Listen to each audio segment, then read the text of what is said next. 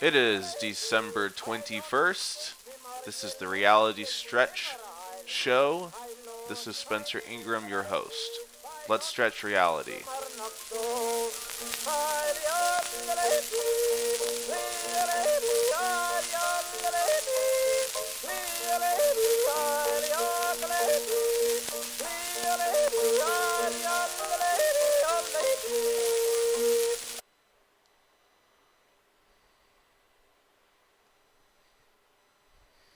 Good morning. All right, so a couple thoughts on the intent of the stream versus saving it and uploading it as a podcast. I've been thinking a lot about how a stream and a podcast are such different mediums. Because a stream, you anticipate a lot of sort of downtime, dead time, it's live, I don't necessarily want to put a lot of pressure on myself to produce podcast-worthy content on a stream, because a stream is, in my opinion, is more based on the community, the interaction, which may not all make for the best or most entertaining podcast content. Okay, so that's a challenge. How do you cater to both a stream content format and a podcast content format? Eventually, when this is a thriving podcast with a large audience and we're all interacting with each other, then maybe I can find a way to monetize it and then hire an editor who can compile the best parts of the stream into a shorter podcast. So maybe the stream is an hour or an hour and a half, and the podcast ranges from 20 minutes to 40 minutes perhaps. And an editor cuts out the noise, cuts out the unnecessary or the less entertaining portions.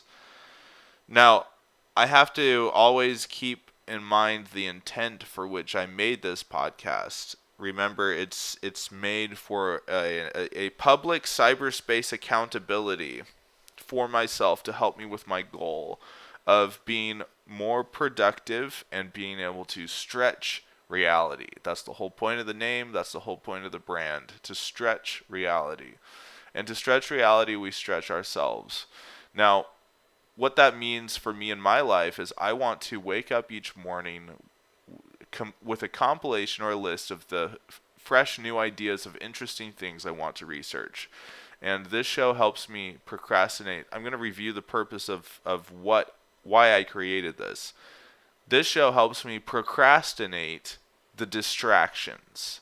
So normally I have a list of productivity things I need to do for my day job. But then I think, oh, I should look at this real quick. And then it leads me down this rabbit hole and I say, man, it's been 15, 20, 30 minutes. And then I spend 10 minutes on the task I'm supposed to do, and then I think of another thing, and it takes me on another rabbit hole, takes me away from what I need to be doing. So to practice the principle of procrastinating the procrastination, because a distraction that's keeping you from a goal is a procrastination activity, even though it may not feel like that, because you're procrastinating what your spirit actually wants you to do, but your brain is not aligned with your spirit. But I also don't agree with shutting off that self-talk, that portion of your brain that is creative and listens to these ideas. I don't think the ideas are bad, and I don't think that part of the brain, my brain, ought to be suppressed. So my solution is to thank my brain, thank those ideas that have come into my life, let them know that I will process them at a scheduled time dedicated for them, write them down in what I call my personal sandbox. You guys should see my sandbox. It's full of so much wonderful gobbledygook. Now, there are a few advantages to this. First of all, I can still get done the things that I'm putting off in the day that I know I need to get done. Second of all, there is a limited amount of time in the day. Now, there are a few mental tricks that I'm working on to increase the amount of time in the day.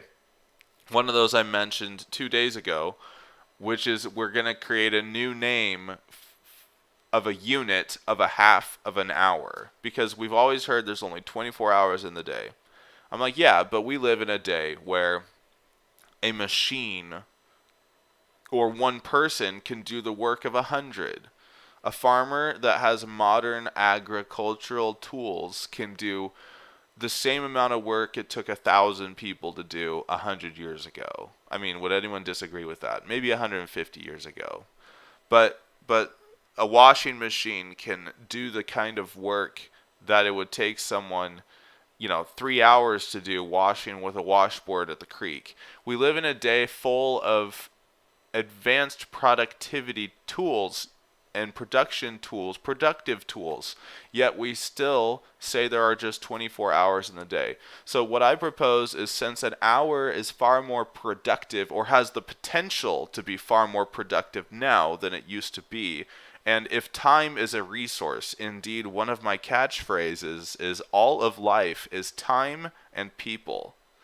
Time is a resource, people are a resource, your connections, your relationship with people. And that's all it boils down to. Money is not one of those paramount things, because you can use all the time in the world and have great relationships with people but not have any money. But you can't have a bunch of money without spending time and people. So if you think of primary colors or rudimentary fundamental particles, the particles of life, happiness, and productivity are time and people, not money. But you figure out how to use the time and use your relationships with people in a mutually beneficial way, resulting in more life to all and less to none, in order to exchange that energy for benefits in the form of money, in the form of spiritual and personal development, self-reliance. So how do you use your time? So what I propose is every hour has the potential of being way more productive than it used to be. And so what I propose is, seeing that time is a resource, I propose a stock split of that resource. I propose we come up with a new name for a unit of time representing a half hour. And it can be, whatever. I've talked about talking to a lexicographer. I should message a lexicographer and say, what do you think would be an appropriate name for a new unit representing a half hour of time? So I'm going to add this to the show notes. Find a lexicographer and ask them what the new unit of time should be called. Now, seeing as this podcast, and I need to pop out my Twitch chat real quick so it's in front of me, in the eventuality that I have someone show up and actually want to participate in the community, and make that infinite step from none to one, as I've talked about, which is an infinite improvement. I want to be able to see that. I don't want to miss someone coming in and saying hi. So let's see here. I'm just going to pop out chat. I don't want to miss someone coming in and saying hi. So let's see here. Alright, I hopped into my live stream on YouTube and I popped out the chat. And I popped out my Twitch chat. We're in chat. So I'm going to say, hey yo, on Twitch. And I'm going to say, hey yo, on YouTube chat. Now again, the reason that I'm wanting to build this community is because we often each get stuck in our own echo chambers of our own minds. And things I think are interesting or cool, if you like the way I study them and investigate them on this program, then tweet new ideas or things you want me to bring up or consider. Tweet them to me at RealityStretch, or chat them at me on Twitch or YouTube. Now, again, it's got to match the ethos, and I'm still developing the ethos, but the general idea is more life to all, less to none. promote what's wholesome, instructive, informative, positive, optimistic, something that helps us with self-development, helps us to be more proactable, which, if you want to know what proactable means, check my Substack. But again, as a reminder, it's a word that I made up that if you search proactable on Google, nothing comes up, and I don't think this word has ever been in existence before. But the point is, what's a word that can address someone's ability to quickly and definitively and enthusiastically, responsibly, proactively complete 100% their tasks for that day? I don't want to have to say definitively, enthusiastically, proactively, responsibly complete 100% their tasks for that day. The attitude by which someone plays whack-a-mole. You know, if they're sitting there with a mallet and a mole pops up out of a hole, the classic arcade game, and they just look at it, grab their mallet, gunk, knock it down. Another one pops up. Oh, great. There's another mole. Gunk. Another one pops up. Tap it down a little bit. Go get a lunch break. Come back. Thwack. Smack it down. No, that's someone who's not proactable. Yes, they are completing their tasks, and to their credit, they're completing most of them 100%. They're not leaving a mole, half out of the ground. And also they, if someone's productivity is to do a million things all at one time and they're successful in that, more power to them. I think that's a great skill. Some people have to take one task and complete it 100% and move on to the next task. But the important part is to complete it and prioritize and have a method of rating tasks and putting the most important ones first, the ones that make the biggest difference towards fulfilling your goal.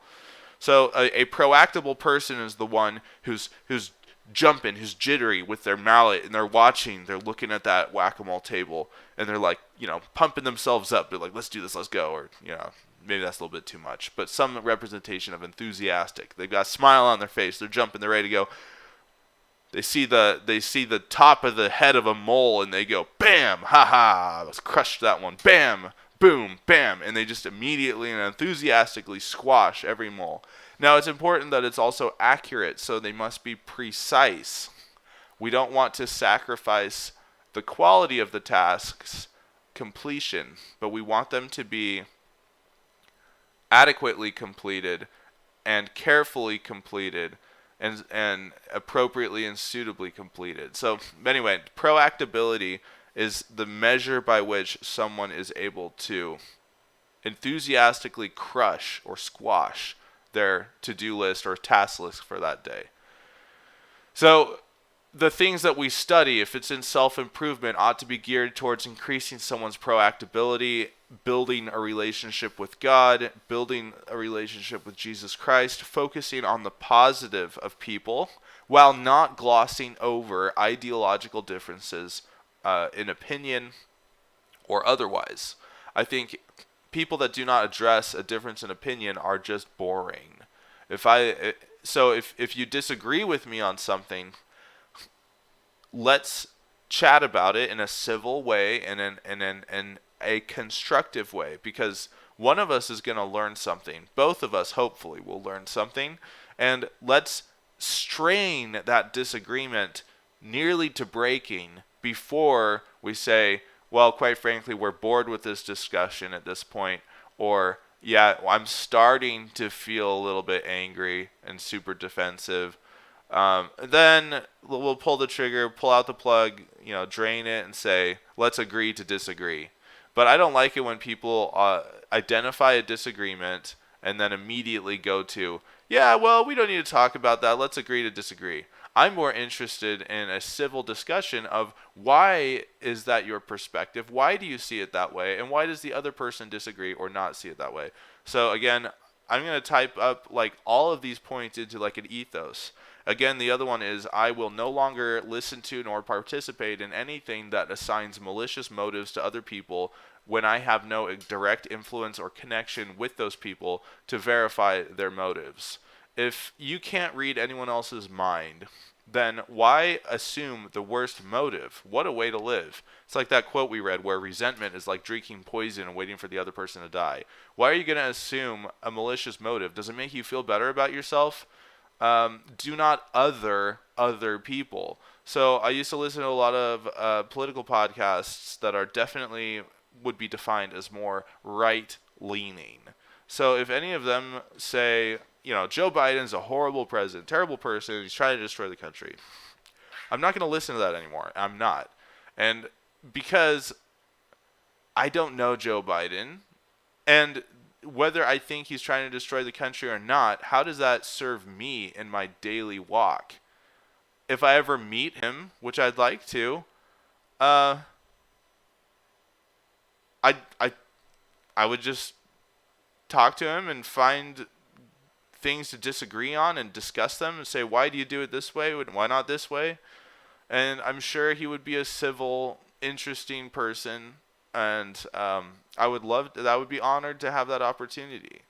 I would be honored. Why assign a malicious motive and intent to someone when we cannot read their minds? Even if they're doing something that we believe is destructive to the country, why not assume that they're doing it for informed motives? Now, for some people, that might be just watching out for themselves and just wanting to enrich themselves and produce the best results possible for them at other people's expense. But why would we assume that, not being able to know that or verify that? Now, at some point, if someone's actions just trend towards that direction, I would promote more of empathy with that person to say they must be going through a lot of things that I simply do not understand. Be generous with your assignment of motives and intentions. Think the best of people. And again, some people might say, well, that'll enable a lot of bad people to do a lot of bad things. And that goes back to my sustainability discussion. I really believe, like what Scott Adams, the creator of Dilbert, says, I believe that our opinions are assigned to us. They are not our own. And as soon as you learn that, you will go to the next level of life. I really believe that. I sincerely believe that. So who are you allowing to assign your opinions to you? And if I walk around with a storm cloud over my head every day because I think there are a bunch of evil people trying to destroy this country, destroy this world, destroy this planet, because that's a very good example. People on the left, if they're an environmentalist leftist, they walk around with a storm cloud over their head because they think that they're trying to be repressed, oppressed, and they think that there's a group of people that just don't care about the planet and are trying to destroy it. And that's their storm cloud.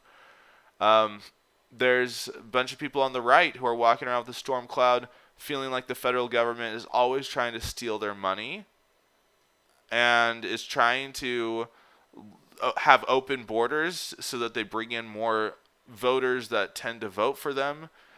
And are just trying to destroy the country because they're Marxists or socialists who do not appreciate the American spirit and are trying to control everybody. And they walk around with that storm cloud over their head.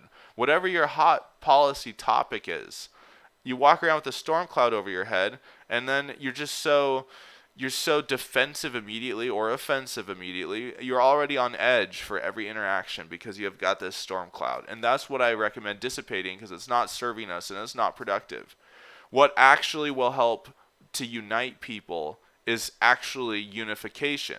Because a divisive path, what route to unity is walked by a divisive path?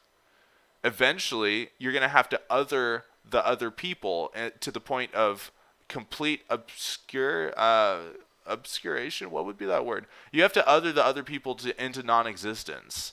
Whether it's genocide or whether it's put them in camps or whether it's secede from the country. How far are you going to have to other these people in order to achieve productivity and unity? As for myself, I think it's way better to work with people to achieve a common goal than it is to sit alone in your camp and throw darts over the wall at each other. I mean, so that's my whole point. So when I talk about the ethos of this show and what we want to do, I'll put all this into a document at some point. Let me add that to the show notes. Work on the ethos, and it will be a living document, ever evolving.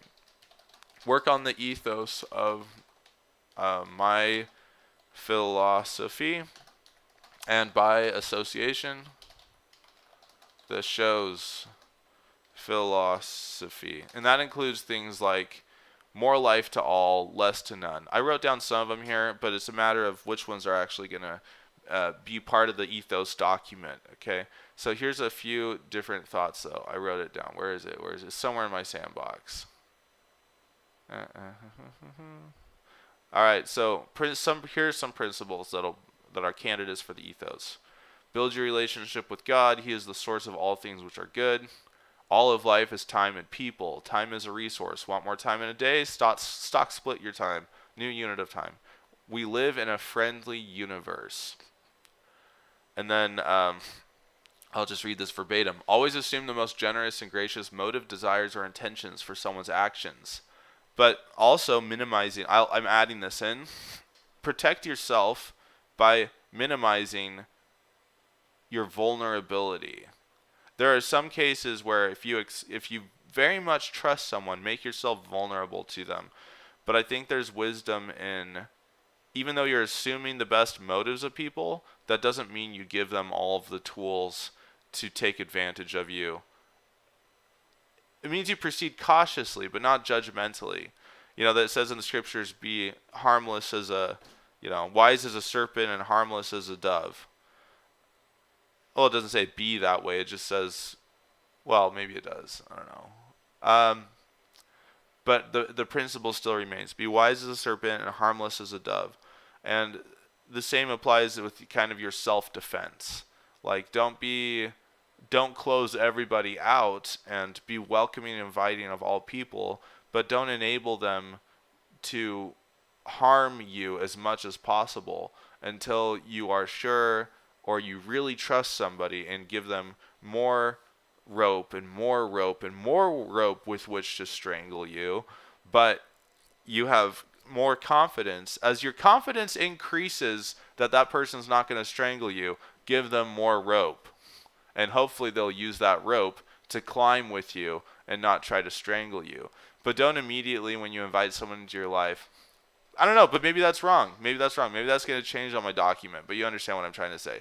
So any activity that you determined to have a negative outcome was most likely the result of someone not adopting the aforementioned principle, and they were reacting in perceived kind. Meaning, the principle is to always assume the most generous and gracious motive, desires, or intentions for someone's actions. And people that don't follow that principle are the ones that are going to react to try to prevent the other people from succeeding. Those are the ones that are going to cause conflict and contention, are going to other people. So when you see someone othering other people, don't other them. Just understand they probably are not following these principles, and they've assigned malicious intent and motives to you or to other people, and they are simply acting in response to that. They think they're doing the right thing because they genuinely think they're fighting against evil and darkness, and they're fighting against other people. But again, this is a manufactured conflict, I believe, because I do believe opinions are assigned to us. So who is the look at me other people? I'm not othering a person, I'm othering a principle. I think that there is a force, and I think that there's a force of light driven by Jesus Christ and God, and there's a force of darkness driven by Satan. Now, I'm not even othering Satan, okay? I firmly believe that God loves Satan. Satan is a son of God. And I believe God loves Satan, but I believe that he is trying not to give him lots of rope to strangle people, because God knows that Satan, if given lots of rope, will strangle people, because he's proven that that's his nature and that's what he will do. But I still believe God loves Satan, just doesn't love what he does. And that's what I espouse. I will do my best to pray for charity, the pure love of Christ, to love everybody while not giving them rope to strangle me, but to give them rope to climb with me.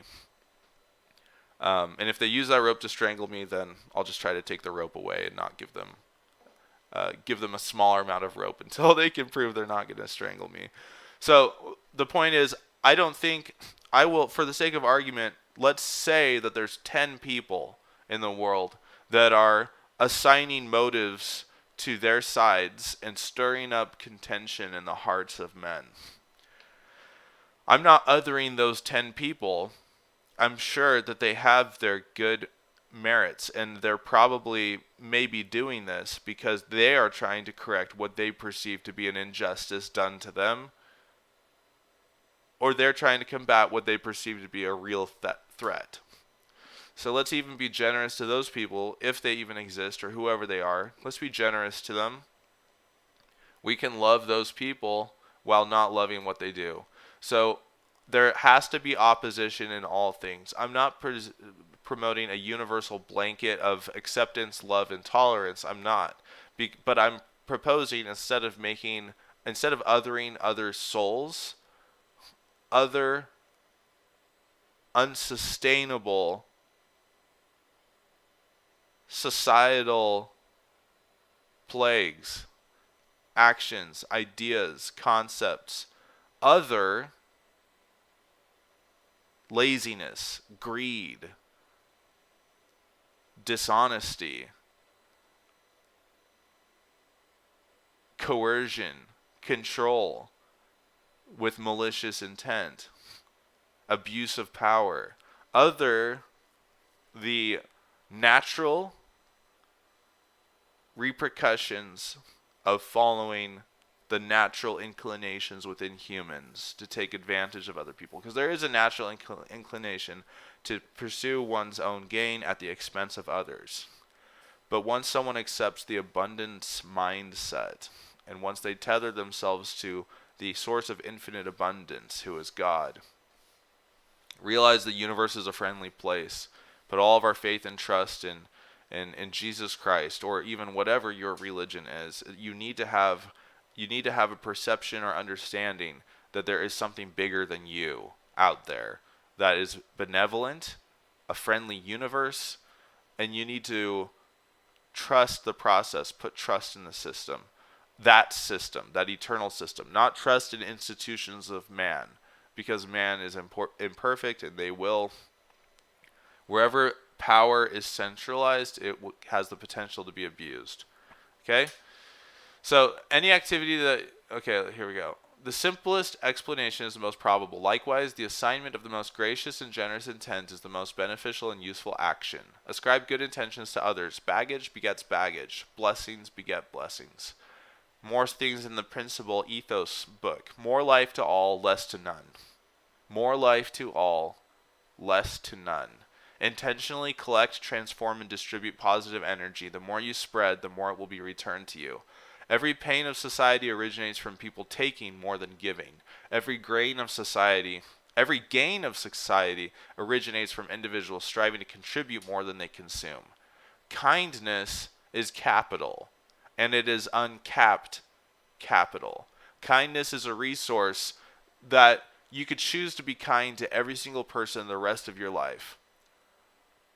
They may still not like you, but you've increased the odds of a positive interaction if you react to everybody and treat everybody with kindness. That's why kindness is a resource. It is capital. It is currency that is infinitely abundant. And if someone chooses to be unkind, then they have wasted an opportunity. Be kind to everybody, but you don't have to be kind to ideas like laziness, greed, the 7 deadly sins, whatever. Hold a disdain for those. And if someone who's truly your friend, you perceive to be participating in those things, if they are a true friend, you should be able to talk to them about it, and they should be able to make a case for what they're doing is not greed or laziness, or they might straight up make a case that greed is actually good. At which point, It might have to be one of those discussions that leads to an agree to disagree outcome. But at least it would make for an entertaining discussion if someone wants to argue that greed is good. Some people use capitalism and greed synonymously. And some people say that evolutionarily, people sticking out for making an informed decision on protecting their own skin and their own neck is actually what drives society forward. And the only reason why we are nice to each other is because we know those who are informed and those who understand know that it will come back to them. So some people say that the reason why we help other people is because we're being selfish and we know it will benefit us in the long run. To me, that's slightly pessimistic. I think that if someone understands the abundance of God, I think you could make a different spiritual case for a motive to do something good. Gratitude is an infinite source of energy. Kindness is an infinite source of energy. Gratitude is an infinite source of energy. Gratitude transforms. It changes you from a bitter state to a sweet state, from a dark state to a light state. Helps you recognize the blessings and influence of God in your life. A sincere smile lightens the day of both the giver and the receiver. Smiling is another form of energy. You can smile at every single person that comes your way in your life. You are part of the environment. Flow with the universe. Think of, this is a principle that I've been wanting to flesh out for a while. If you think of like energy as a net zero movement, imagine in a playhouse, you know how you have the stairs that will often move back and forth like this, and you're trying to go up the stairs to the next level of the fun house, okay? And the stairs are oscillating vertically. So the stairs are oscillating vertically. Their net movement, their net displacement is zero. They move up in the same amount that they move down, and the direction is of equal and opposite movement. So it's a net zero as form of the potential for displacement. Now imagine you as a person. Imagine you as a person can move, but you can only move laterally, okay? So the steps are oscillating vertically. You are moving laterally, and that's all you could do. Surely you realize that there's a best case scenario and a worst case scenario, that you are moving laterally on these oscillating stairs in a manner that will either take you up or will take you down. But you're only moving laterally. All you can decide is when to step side to side. You have no power over whether you elevate or descend. You have no power over that. You can just decide when to move side to side. I view the universe as such, where we do not necessarily have power to elevate ourselves, but we can decide when to hop side to side. That's how I view the universe. You can use the analogy of a wave too. If you're trying to catch up to a wave, I'm not a surfer, but let's say you're a surfer. It's much easier to catch a wave and ride a wave. It takes far less effort when you're in front of the wave. If you're on top of the wave or behind the wave, you're not going to ride that wave. And the effort that you're going to exert trying to catch up to the wave is impractical. The wave's going to move much faster than you can. You're going to have to wait for the next wave to ride, which it will come around. So in life, I think some people are at the front of the wave, surfing, and other people are on top of or behind the wave trying to catch up. And I think that's what the potential of moving with the universe has. It has the potential to carry us through in a manner that we recognize it's not our own power that's doing this. It's just our attitude and the energy that we invite into our life. Don't try to climb. Just step side to side on the oscillating stairs, and do so in a manner and in timing. Some people might say, oh, I've seen other people do this. They just step side to side to side.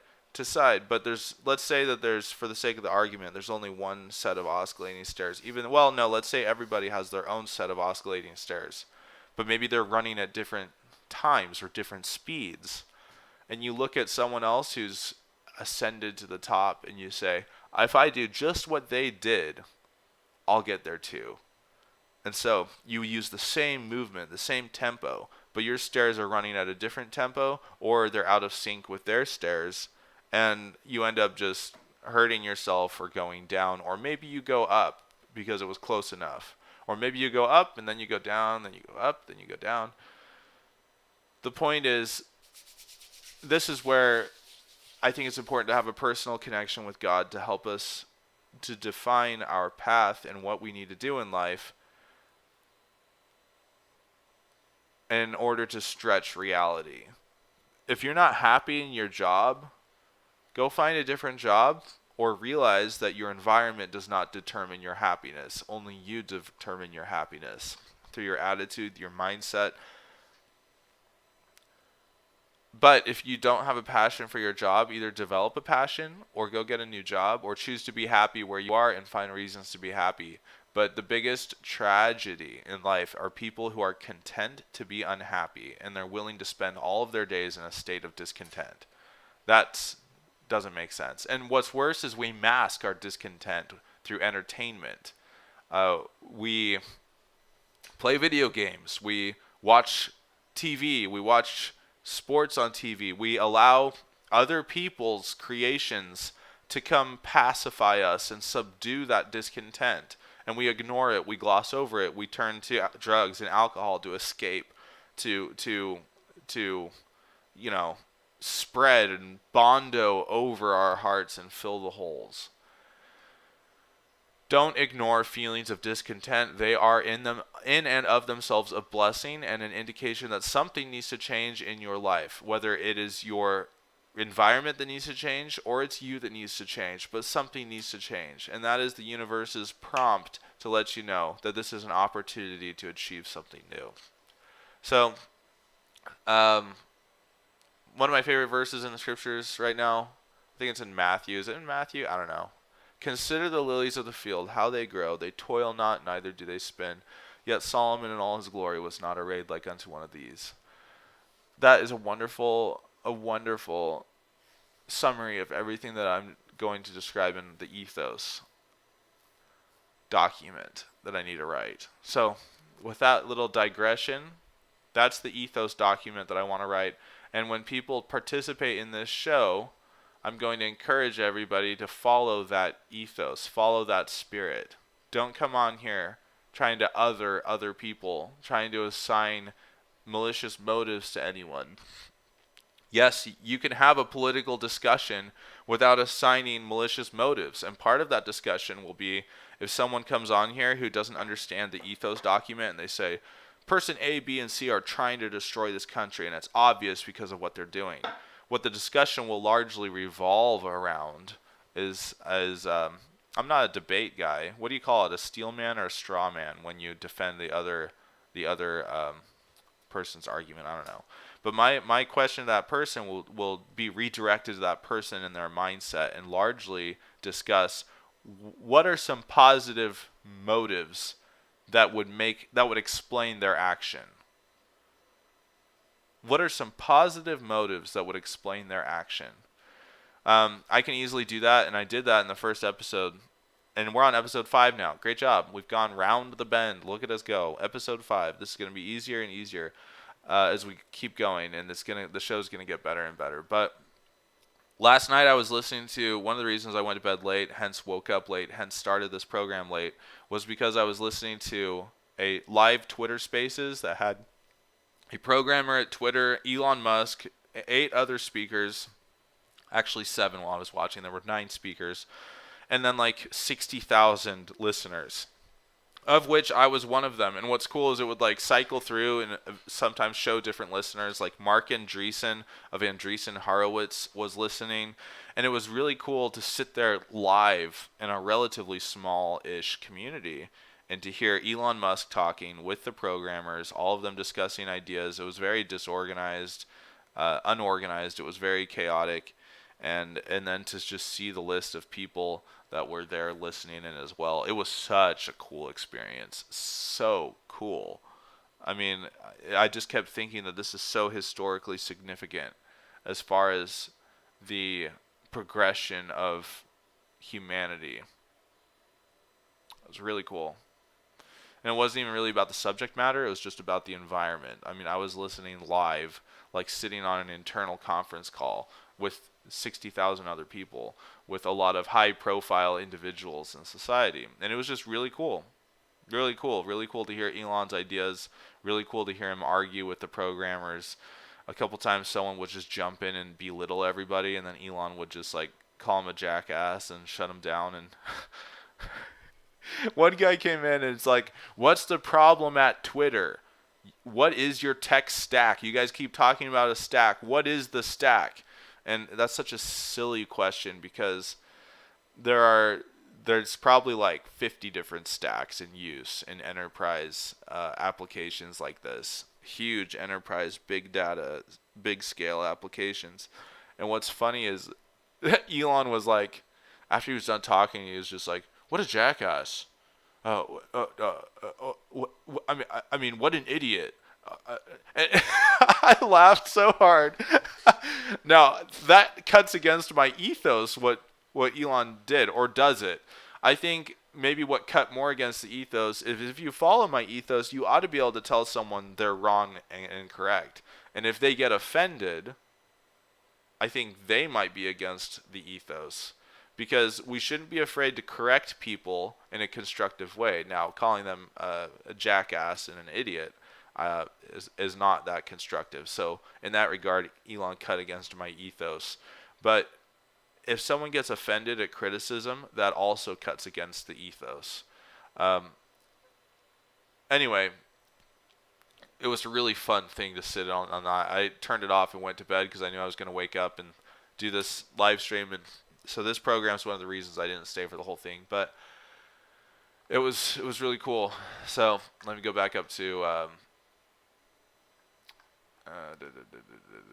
oh, this is my sandbox. Let me go back to my notes. All right, so real quickly, just a quick comment on consistency. I keep thinking that I can survive on less sleep, and because I know people who have done it, and that doesn't mean it will work for me, but I think consistency is key.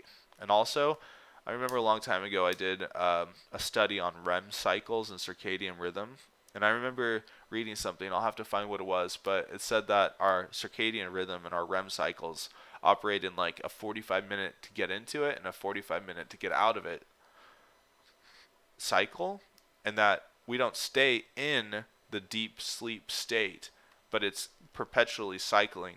So basically, if we've all woken up at points and felt way more tired than we were before we went to sleep. And someone who does that is in violation of their circadian rhythm. Okay, so we should strive for hour and a half increments. So if you're going to get a short amount of sleep, get 4.5 hours, 6 hours, 7.5, or 9. 7.5 hours will be more beneficial than 8 hours. 6 hours is more beneficial than 6.5 or 7. And 4.5 is better than 5 or 5.5. And I've tried to follow that, and it actually seems to work great. Obviously, the more sleep you can get, it's more advisable. But in my case, my kids go to bed really late, and I don't want that to rob my mornings of being able to develop my mind and study and learn. So for me personally, I'm just going to have to learn to function on less sleep. And I know that is ill-advised. Let me tell you though, consistency is key. It's so important. I'd like to get about 6 hours of sleep every night, starting from now. And, if I want to do this podcast, if I want to start this stream at 6 a.m. every morning, then I should go to sleep at about 11:30 and wake up at 5:30. Something like that is a very good goal. And, consistency is so key. Like when I was on my mission in South Africa for the Church of Jesus Christ of Latter-day Saints, I was there from 2012 to 2014. Before my mission, I was very unorganized. My life was in anarchy. My schedule was in anarchy. I'd go to sleep at 3 a.m. I'd wake up at 9 a.m. or I'd wake up at 10 or I'd go to sleep at 2 a.m., yada, yada, yada. So on a mission, at the time, they were very strict with the schedule. You had to go to sleep at 10:30 every single night and wake up at 6:30 every single night, every single day for the 2 years. Wake up every morning at 6:30 every single day for 2 years. Then you exercise for a half hour, you eat breakfast, you study your scriptures, you plan your lessons for that day, you plan your activities for the day, move on. It's like such a productivity hack. And whenever I doubt my ability to be consistent, I always think back on the mission, because on that 2-year mission, I went from before my mission going to sleep at 3 a.m., waking up at 9 a.m. or whatever I was doing. Plus, not to mention, at that time, we didn't have smartphones. Missionaries do have smartphones now, but at that time, we had like a little flip phone. And like the game it had on it was Snake. And that's it. No social media. And I didn't even play the game Snake because they said don't play video games. So I went from a kid that would spend 6 hours playing Smash Bros, which is arguably the greatest video game that's ever been made. Is that even a hot take? I don't even think it's debatable. Especially in the fighting game genre, Smash Bros by Nintendo, hands down, best fighting game ever made. And I will discuss that all day if someone wants to come on the show and discuss it. You might change my mind. You might change my mind if you view it otherwise, but unlikely. So anyway, I went from playing Smash Bros for hours on end, multiple times a day, or other silly games. So I went from just wasting my time. I remember the day before I left on my mission, I went to the Western Idaho Fair, went on a bunch of carnival rides, and played Smash Bros with my sister Rebecca for like 3 hours later that night. And then the next day, I went to the airport, I hopped on a plane, flew to South Africa, didn't see my family for 2 years, and I followed the rigorous schedule that I told you about every single day. And that's why I think I had the power of God helping me, because it took me from complete anarchy of schedule to complete discipline. I mean, I think I had a better track record than pretty much anyone else on the mission as far as schedule consistency. I can count on one hand the number of days in 2 years I did not wake up at 6:30 a.m. And it's because like one day I was sick, so I had to sleep in. Another day, and then the rest of the times was seriously my alarm didn't go off. Like I fat fingered the phone or whatever, and the alarm just simply did not go off. But even those days, even the day I was sick, even those days, like we're talking no later than 7:15 did I get up. And I don't attribute that to any discipline of myself, because before my mission, I was probably one of the most undisciplined people as far as schedule is concerned. But every day for 2 years, I did not deviate from the schedule, other than I consistently went to bed at 10:45 or 10:50. Because it just took me that long to journal, to write to say my prayers, write my journal, wind down. So I did go, a little bit late to bed every day. But anyway, and again, the reason I tell you that is not because I'm gloating about myself. I believe it was the power of God that helped me do that. And that's part of my conviction, is because I don't think I could have done that by myself. And anyway, so I know that consistency is key, and I've experienced it in my own life, that a rigorous, disciplined schedule can result in great development and productivity. And it's so much easier when you already decide how you want to do these things. Because if I decide that every day I'm going to wake up at 5:30, I'm going to do the 6 a.m. stream, then that decision's already made. I don't have to sit there wondering what I'm going to be doing the next morning. I've already decided, and it's already all lined out. So that's the consistency for which I'm seeking. Now, I need to fix my silly Joe meme, my average Joe meme. I did create a meme. I posted it up on Twitter. I posted it on my show notes. And it's really funny looking. I like it. But I wrote like Generous Joe, Average Joe, Scumbag Joe, and Saint Joe. And what I need to do, and then I wrote in the caption the explanation. I wrote in the description of the image the explanation of what they all mean. But I need to figure out a way to integrate that description into the meme. Okay? Because I think it just would make more sense. In fact, I won't get into that part, but so anyway, I need to edit that meme, but it's a good principle. And I also wanted to mention, be wary of anyone who self-proclaims they are a Saint Joe. Okay? Because a true Saint Joe, someone who's gone through horrible experiences and now processed the energy and now gives good energy. Anyone who says they are a Saint Joe, self-proclaims, good chance they might be a scumbag Joe, and the goodness that they're giving out is not actually goodness and is selfishness and is benefiting them. The reason why is a true Saint Joe will have a difficult time recognizing the hard things they've gone through as bad things. The reason why I say that is a Saint Joe at most would probably admit to being a generous Joe. And remember, a generous Joe is someone who receives goodness and gives goodness.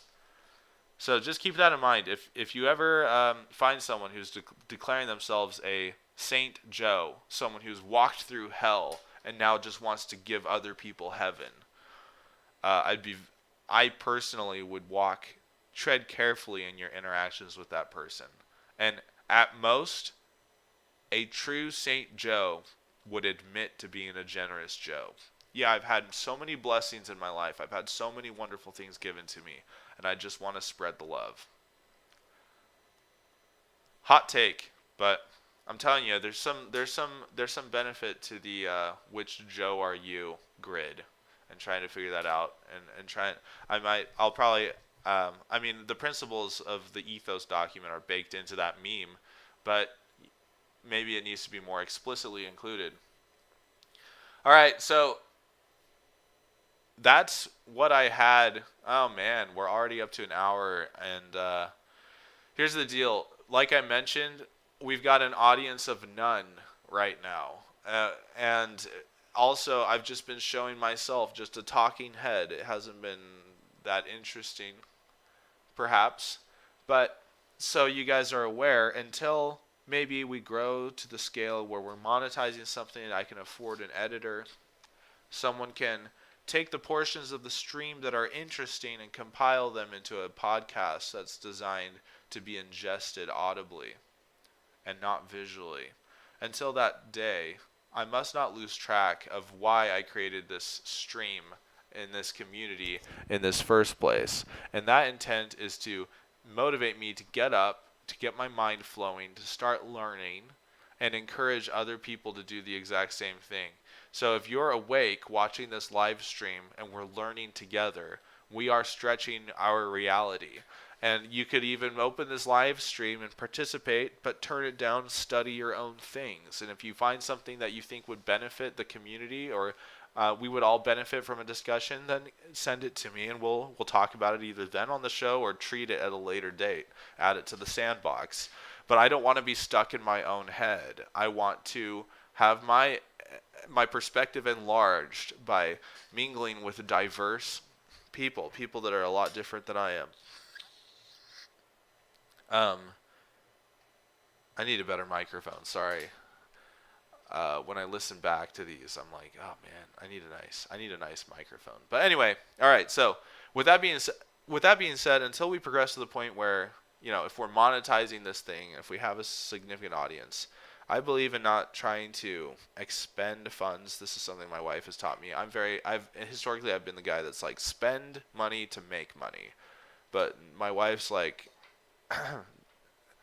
the spirit by which you begin a venture is the spirit by which you continue the venture. Why would it change? So if you start a venture in debt and spending to make money, then your business is spending to make money, and your business continuity is you're most likely going to continue the pattern of spending to make money. And hopefully you make more than what you spend. But a more organic and natural way to grow something is to start cash flow positive as soon as possible and as much as possible and continue that ethos.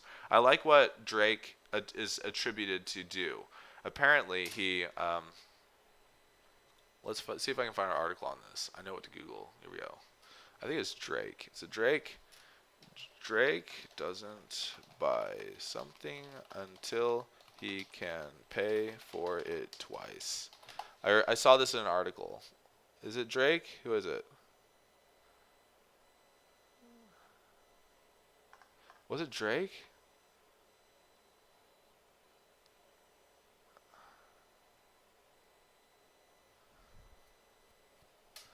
I don't see it.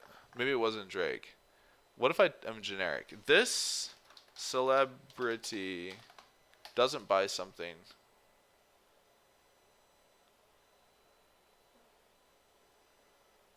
If I put twice in quotations. Maybe it was clickbait.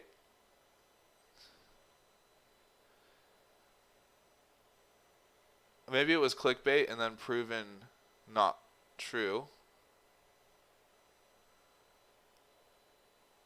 And so it was removed. But I swear I saw an article, and I thought it was about Drake, that said he doesn't buy assets.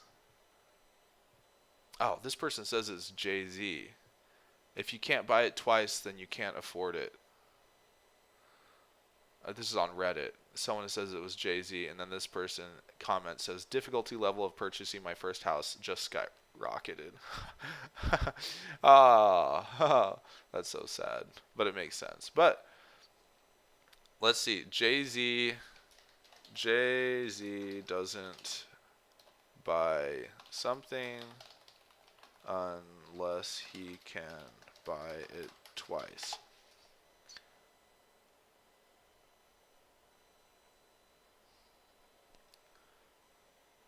If you can't buy it twice, you can't afford it. Jay-Z. But that's a quote that was sent out by Asian Wealth Magazine. No joke. That's what the name of the magazine's called. Asian Wealth Magazine. And so I wish that they showed a source at least. If they showed a source, that would be amazing. Anyway, so if you can't buy it twice, you can't afford it. And I think that's actually really good because it pushes us to increase our cash flow dramatically. Okay? Anyway, so until I have an editor, until I can have someone compile interesting things from the podcast, from the stream to upload as a podcast, until that stage, I need to remember the purpose of this is for me to develop my brain and research things that are of interest to me. Like I've talked a lot about like that live camera wall art that I want someone to make, and I called up a buddy, and he's a super tech guru genius in my mind. He's just a smart guy. We're gonna meet up and we're gonna talk about that because I think that's a great opportunity there, as well as the ability to interconnect rooms virtually, more so than what Facebook did with their product that's more geared towards like calling each other. But the purpose of the bidirectional live transmission and reception of audio and visual feeds between rooms of like a grandparent's kitchen and their children or grandchildren's kitchen, whatever.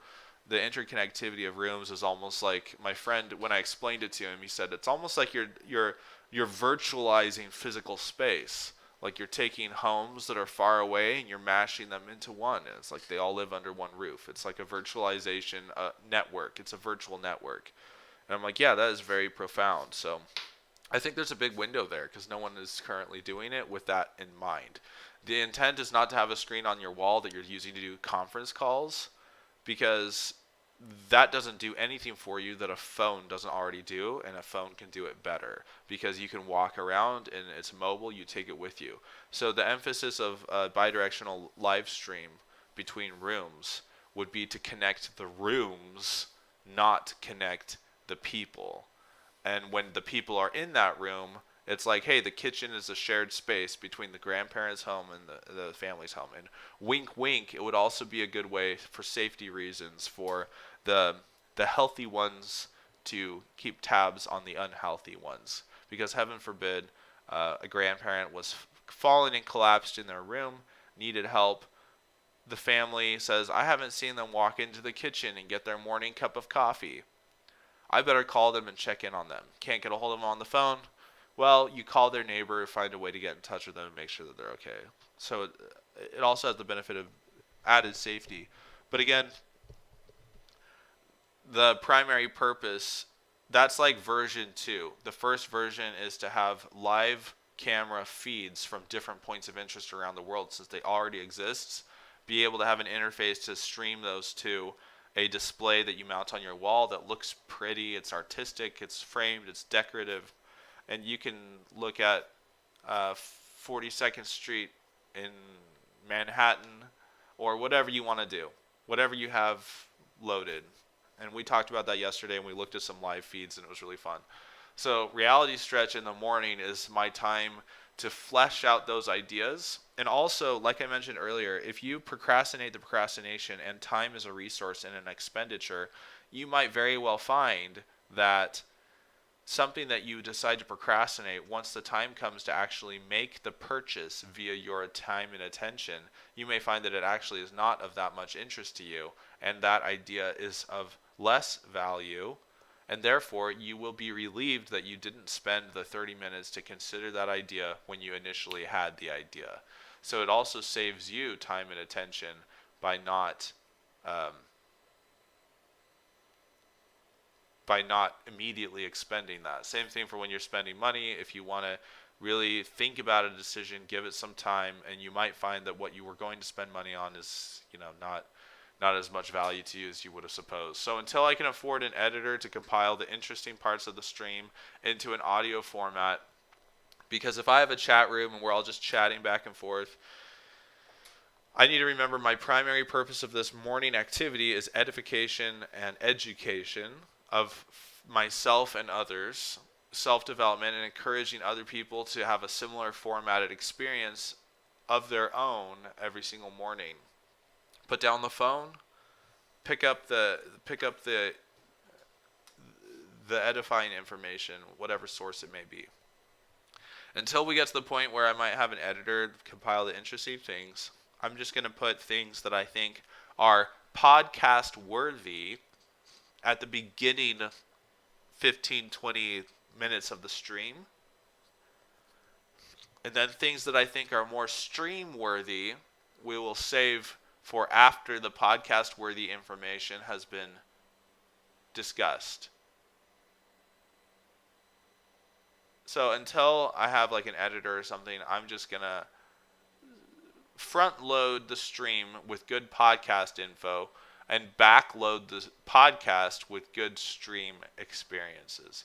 And maybe I'll cut out the stream portion of the podcast, and maybe I'll leave it in. But so what I'm about to do today, and I'll probably cut this out of the podcast, but I'm going to devote, I only have about an hour before I have to get to my daily stuff. I'm going to devote the next hour to see how far anyone who's been watching these episodes or listening to these episodes knows that I want to take ChatGPT for the content, Stable Diffusion for the visuals. I found an AI voiceover service called play.ht. It had the most realistic sounding person that I could find. It's like $40 a year or whatever. So I want to take ChatGPT for the content, Stable Diffusion for the visuals, play.ht for the voiceover, and then I'll probably use Phaslian Studios for a sweeping background soundtrack. That's royalty-free music from, I think his name's David Phaslian, really cool guy, really cool platform. And then I also found like opensound.org or something like that. I need to look at it, but it has a whole bunch of sound effects. So if you have like a roaring lion, then maybe check and see if they have a roaring lion on there, and it's free, royalty-free stuff. So my grand plan is to have someone compile all of this together into a 4-minute or 5-minute presentation that I'm going to put on a channel that currently I'm calling GWIBA, and I bought GWIBA.com, but on YouTube there was a user named GWIBA, so I called the YouTube channel GWIBA Stories. And I can change the name at any time. But that's what I'm running with for now. I have someone lined up, a good friend of mine, who works with me.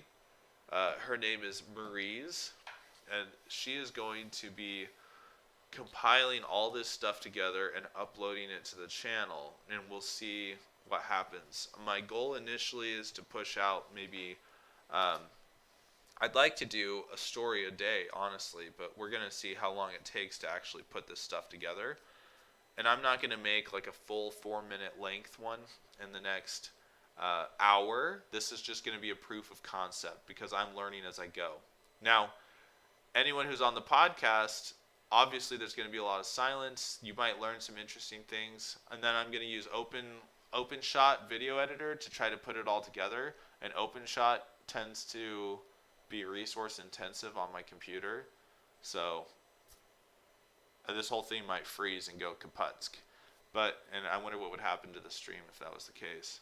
I do have a second PC I could set up just for editing, but I don't know. I know that people like streamers, gamers, they will stream from one PC and play on another, but how does the stream PC view the screen of the other PC? I don't know, and I need to find that out. I'm guessing that the PC that's doing the gaming or the work is somehow broadcasting somehow, and then the stream software is just adding that as an additional source. That's the thought that's about the best I can think of. But how does that? We'll have to figure that out, because I do have another PC, and maybe I'll do the video editing and the compilation on that PC and just figure out how to show it here. So podcast listeners, just drop off now if you want to. And I'm just future-proofing because it's, like I said, it's the audience of none right now. And I'm going to dive into this. We're going to see if we can make a 2-minute or even a 1-minute. Let's start with 1 minute to make it easy. This is just a proof of concept. We're going to make a 1-minute story. And then my grand plan is once we propagate, I don't know how long ChatGPT will be available or if it's here to stay. Undoubtedly, if it's here to stay, it's going to become a paid thing at some point, as well as probably Stable Diffusion, and the voiceover thing is already a paid thing. But anyway, if we can churn out a bunch of these things, we're at this interesting phase right now as in humanity where AI tools are not publicly available to compile a visual presentation without human input yet, because the stories that I'm going to make, undoubtedly within a year or so, we're going to be able to have AI do everything I'm about to do. And you'll have like a chat GPT or like a voice interface, and you'll say, hey, make me a 3-minute story about X, Y, and Z, and I want it to be still images, tilt, pan, zoom. I want to have a visual presentation, make a soundtrack that is epic and sweeping and inspirational, light, uplifting, but dark and moody in the serious parts of the story, and playful in the fun parts. And we'll be able to input all that, and it's going to spit out a video like this for us. So we're at a weird phase right now where seeing as that is not publicly available, we can capitalize and take advantage of that, and we can put it together and upload it. Almost a precursor. And what's cool is if there are any stories that we think are especially interesting or touching, we can make some for children, make some for young adults, make some for adults maybe, with a humorous concept. But the idea is that I'd like to, if like the kids stories that we generate, I would like to maybe even take the images we generated and the content from ChatGPT and like make it into an actual storybook that we produce and call it a little series, and release these. I think that would just be so much fun, and all about what I'm doing here at Reality Stretch, because the whole idea is stretching reality. in my mind, the best way to represent that is creating a logo or a brand or a concept and taking it from conception to inception through to fulfillment and being able to sit back. This endeavor will be successful when I can sit there and look at a YouTube video that wouldn't have existed without me originating the idea and bringing it forward. That is stretching reality. So it's not based off of the agreement of society. So it may not get any views ever, but it will at least get 5 views because I will personally watch it 5 times. But hopefully it's going to be very entertaining and fun. So here we go. All right. Podcasters drop off. And I'm switching to my monitor.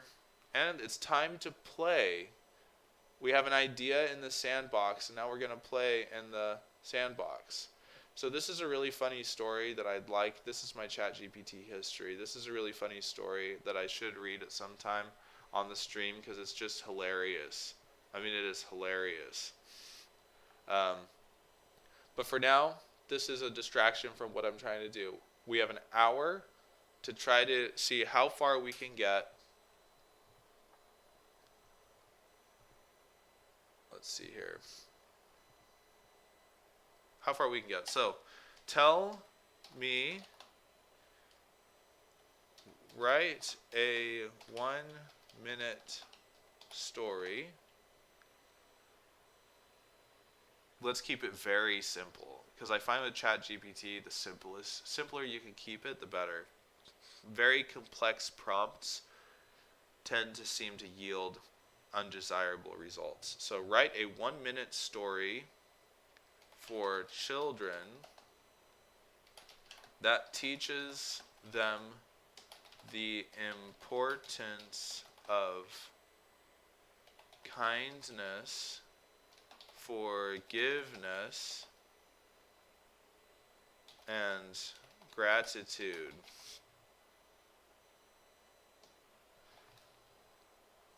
Kindness,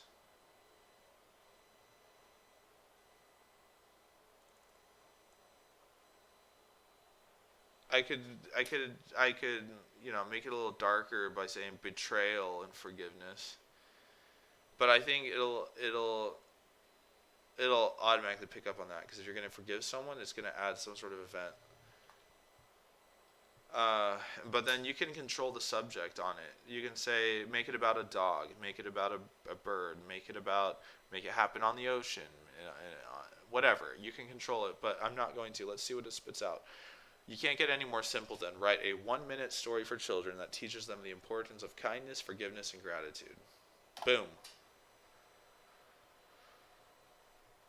Once upon a time, in a small village, there lived a kind and gentle boy named Timmy. Timmy was always thinking of others and would do anything to help his friends and neighbors. One day, Timmy's best friend, Jamie, made a mistake and broke Timmy's favorite toy. Jamie felt terrible and apologized to Timmy, but Timmy just smiled and said, "It's okay. Accidents happen. Let's fix it together." Timmy and Jamie worked together to fix the toy, and soon it was as good as new. Jamie was so grateful for Timmy's kindness and forgiveness that she decided to do something special for him in return. She baked Timmy a batch of his favorite cookies and brought them to him as a thank you gift. Timmy was touched by Jamie's thoughtfulness and thanked her with a big hug. From that day on, Timmy and Jamie's friendship grew even stronger. They learned the importance of kindness, forgiveness, and gratitude, and how these values can bring people closer together. I'm gonna freaking cry. ChatGPT comes in with the clutch. Our very first story is such a beautiful, heartwarming story, which is exactly what I wanted to do. Remember, GWIBA is a Xhosa name. That means, as far as I can tell, most people say online, it means protection provided by God. And again, with all the crap that is out there on YouTube for kids to watch that may slip in inappropriate things in a 30-minute video on timestamp 15, and you're like, where did that even come from? How much more of that is in this video? I don't want my kids to watch it. With GWIBA and these AI-generated content, the goal is to have a safe space for kids to watch something or ingest some media that parents can have full confidence is going to be appropriate, wholesome, and uplifting. This is a great story. Undoubtedly, this is also a candidate for a book. Now, we're looking to, how long did it actually take me to read that? That's a moot point. I'm going to blow your guys' minds, and I'm going to plug this into play.ht studio. Let me refresh here. I used a voice that play.ht calls Stella, okay, from the UK. Okay. Boom. Oh, does it have a word limit? Better not. Am I going to have to do this in sections? Maybe. How many paragraphs are there?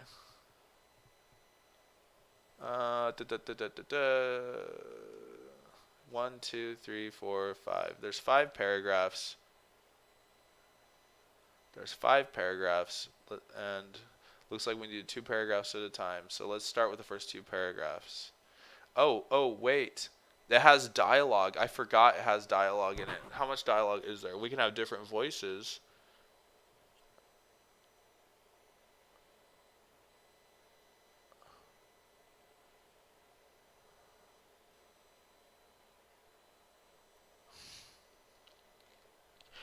Okay, so should I have a different voice, and should I add more dialogue? So I'm going to copy this story real quick. This is what I'm going to do. For the ventures, let's see here, GWIBA stories. I'm going to create a story that's called, I don't want a Google Doc yet, but whatever, let's keep it. Because what I'm going to do is, it's an untitled document. I'm going to create a new folder, and it's going to be called Story 1. And, watch. Let's go to, so ChatGPT already named this story. Story 1, kindness, forgiveness, gratitude. That's nice, but since ChatGPT stores all this in the cache, let's ask it, what is a good title for this story?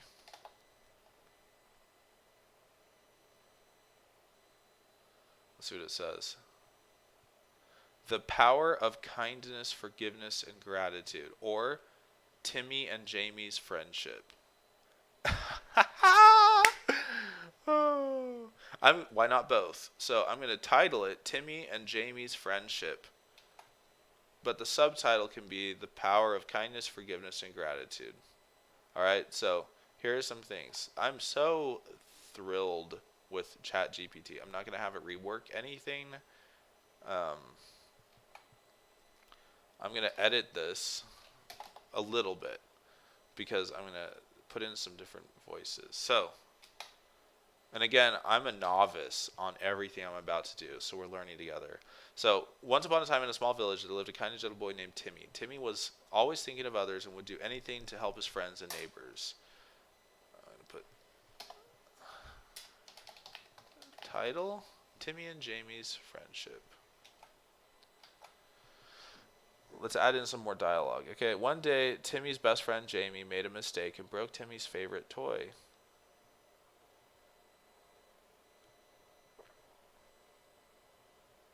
Okay, so let's start here.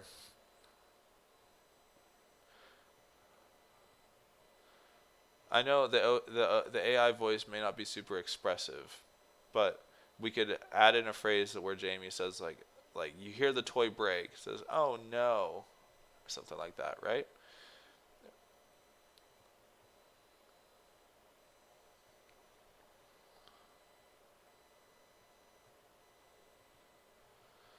No, that we don't need to. Timmy smiled and said, "It's okay. Accidents happen.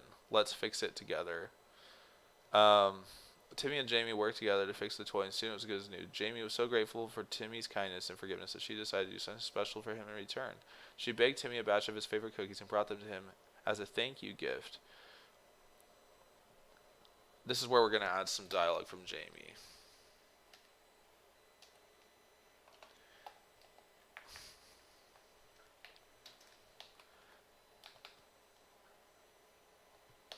Here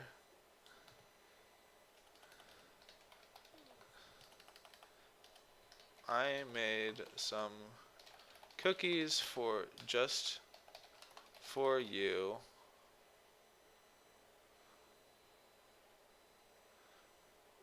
Because you are such a good, kind friend. Timmy was touched by Jamie's thoughtfulness and thanked her with a big hug. From that day on, Timmy and Jamie's friendship grew even stronger. They learned the importance of kindness, forgiveness, and gratitude, and how these values can bring people closer together.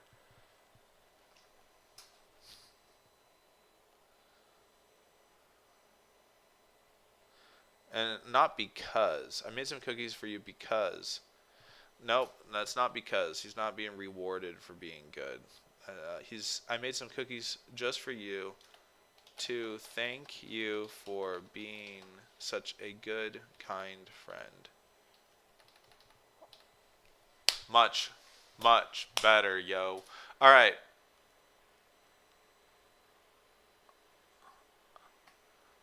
Whoa. Did my camera freeze?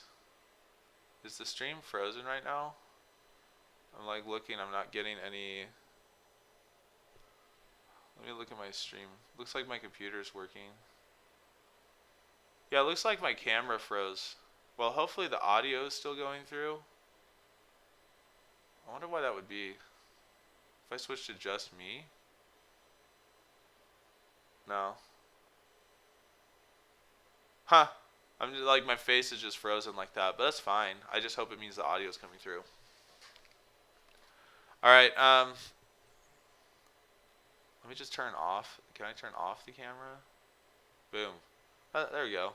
As long as my face is frozen, I'll just turn it off. Alright, this is a beautiful, heartwarming story, and we gotta hustle. So let's plan it. How long is it gonna take to read it? Let's start with the audio next. We have the content. Let's do the audience. Let's do the narration next and see how long it is. Okay? So first, this is going to be story 1. Timmy and Jamie's friendship.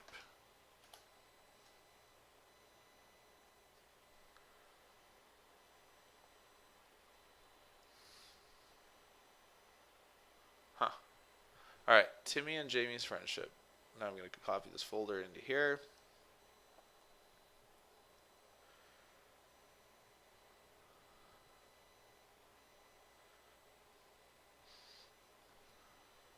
Alright, hang on just a second. I'll be right back.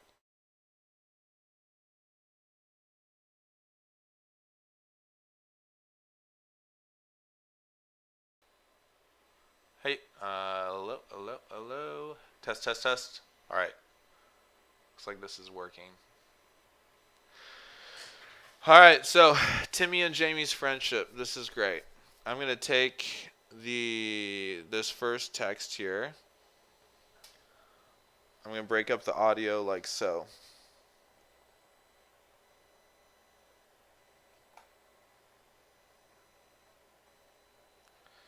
Generate speech. Now it's going to take it a while to do this. While it does this, let's work on stable diffusion. So Dream Studio is, I think this is actually from, I don't know, but it seemed to be the best, most up-to-date version of stable diffusion that I could find.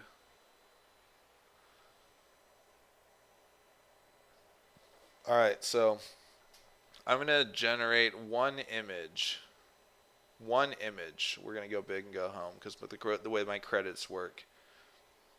But I'm going to make it pretty. It's going to be, let's do like what's an aspect ratio that makes sense? Is this a fine? Because I don't want it to be super blurry.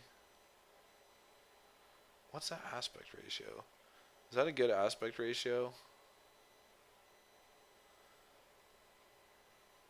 But if we're going to turn it into a book someday, we're going to want it to be a fairly good resolution. and we're only going to generate these images once. This is just a proof of concept. All right, 30 steps. 30 steps. CFG scale adjusts how much the image will be like your prompt. Higher values keep your image closer to your prompt. Let's, for this purpose, I like randomness. There's randomness in entertainment, but we have entertainment and randomness, but we have an objective here. It looks like this value goes all the way up to 20. We're going to bring it up to 14. So now quickly planning an image to represent the story. Once upon a time in a small village, there lived a kind and gentle boy named Timmy. Timmy was always thinking of others and would do anything to help his friends and neighbors. So I want to see Timmy. Let's say he's 9 years old. Okay, so first I'm going to type hyper realistic. Do I have to hyphenate that? Realistic. Ultra realistic. Photograph. Those are all keywords that I'm going to try to use to make this as real as possible. But you can also do, there's definitely a benefit to doing things cartoony as well. We could do like an oil painting or a cartoon. There's lots of different mediums, but for this one I want to try hyper realistic, ultra realistic photograph, okay, of HD. I'll just write like high definition, high fidelity photograph of a young 9-year-old boy raking leaves from a maple tree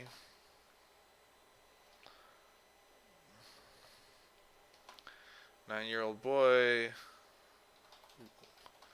wearing a coat, raking leaves from a maple tree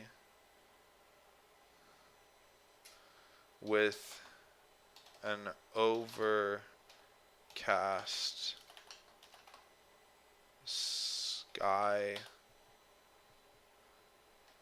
and a brightly colored tree. This might not even make I mean, let's see what it comes up with. They'll probably give the boy like 4 arms because that's what Stable Diffusion tends to do. But let's just try that as a prompt. And for the sake of science, I'm going to save what prompt I used to generate that image.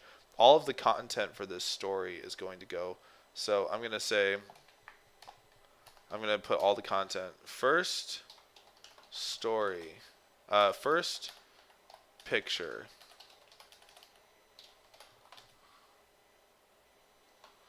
Use from folder.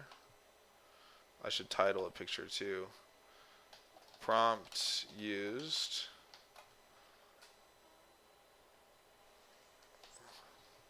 I'm going to italicize anything that's not the content. Sick! Why did it give me 2 boys? Why did it give me 2 boys? Maybe because one of them's Timmy and the other one's helping? That's exactly what I was looking for, though. I mean, seriously? That's like so great. I love it. I love it so much. All right, show in folder. Okay, hang on. So I'm going to create a... I guess I don't really need to create a folder on my computer.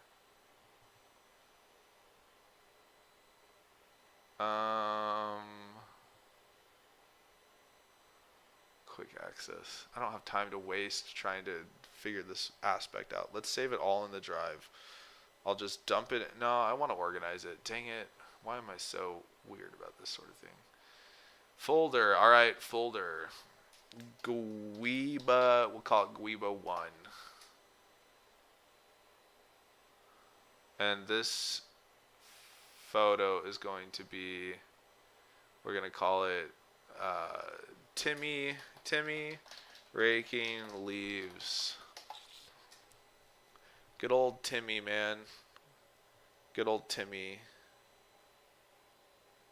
Alright, so I'm going to post it in the drive folder here. Let's upload it. Okay, let's see if this is ready.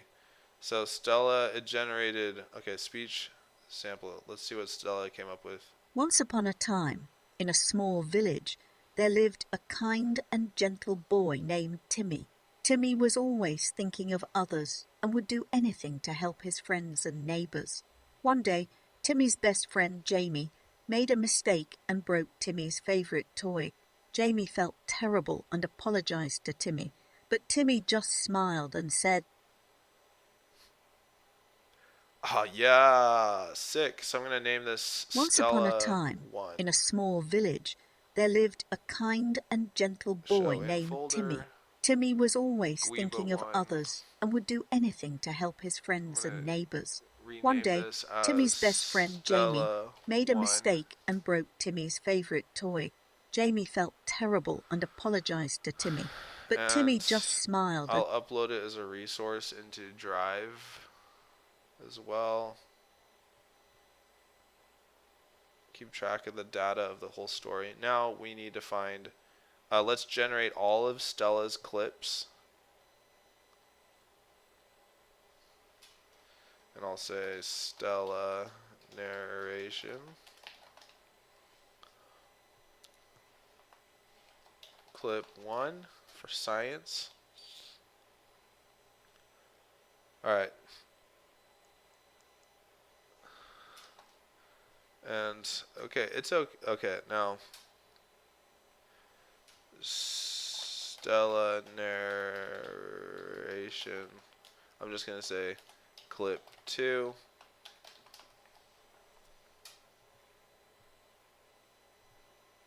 And I think we can do that entire section as clip 2 until the next quotation that we added. Alright, so go back into Dream. Go back to Play HT. And let's...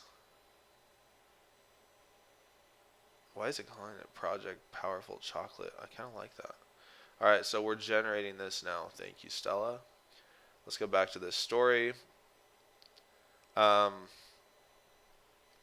Alright, then Stella clip 3 will be here. Stella clip 3. So 3 clips of Stella. And now we're going to find the dialogue. Well, no, we're going to go do stable diffusion. So, alright. So, now let's have let's see if we can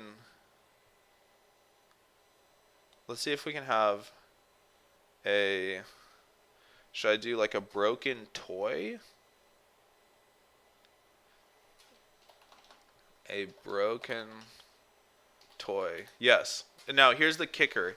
If we want a continuity of characters, we're not going to be able to have it. Okay, Timmy is going to look different in every picture.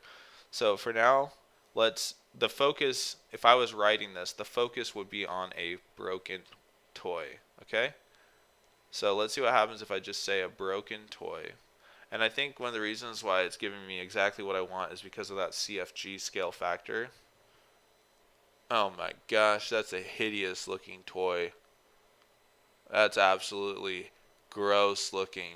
Oh my gosh, that's disgusting. Yuck, it's like matted hairy head. Ugh, stuff of nightmares. What's even broken on that? What's there to fix? Is that amazing? I think it's scary. I'm just going to have it regenerated. I'm going to turn down the CFG scale to 10. I'm going to save that because I have to, because I can't not, but I'm going to redream that one. That one's just too, I don't want to use up all my credits generating stuff. I should be a little bit more specific of what I'm looking for. That's a little bit. Let's go this far. What would be... That's better. It's better. Definitely better. What would be a toy that Jamie likes, and can we break it?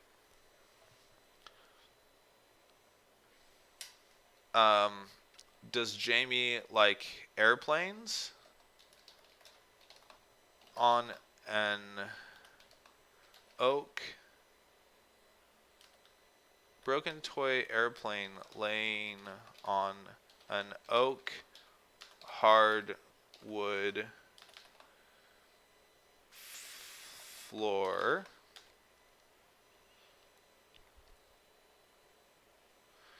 Okay, now I'll turn up CFG a little bit to make it, I'll turn it back to like 13.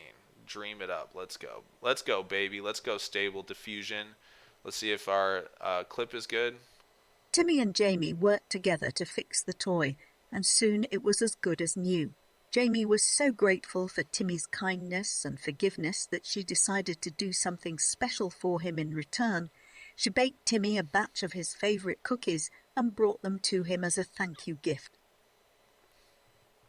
That's fine. I can have it regenerated. You can do multiple. Let's see. Let me save that though. Why does it say? Oh, there's a high quality button. Dang it. Let me regenerate that as high quality. Why did they do it? Like I saved it and it says Stella low latency. I'm like, what? Why didn't I notice the quality before? Regenerate it. I'll leave the first clip as is rather than redoing it. But I just want to see what the difference is between the quality. That's going to take longer to produce. So let's see what Dream Studio came up with. Ah, there's a broken wing on that plane. Is there? I mean, it looks kind of broken to be of a broken, cracked.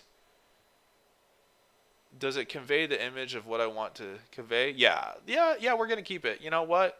We're going to keep it. We're going to keep it. This is just an experiment anyway, right? So I'm going to call this one rename Broken Toy Airplane.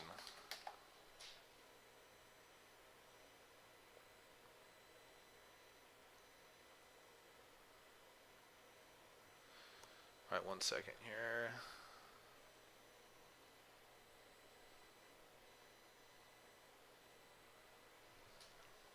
All right. Okay, next, let's check Stella's clip. Oh my gosh, it goes more slowly, obviously, when it's high quality, high fidelity. All right, so here we are. So we'll use the, oh, I gotta save the prompt for,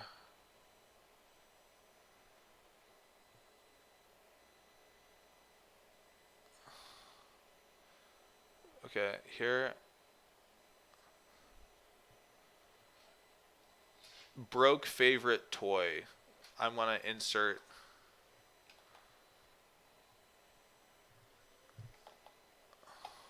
I want to say second picture, prompt used. Oh my gosh, too bad I'm not AI. I could do this so much faster. All right, okay, Jemmy felt, all right, so Stella clipped, soon it was as good as new. Let's see, is this ready? How did it turn out? Here we go. Timmy and Jamie worked together to fix the toy, and soon it was as good as new.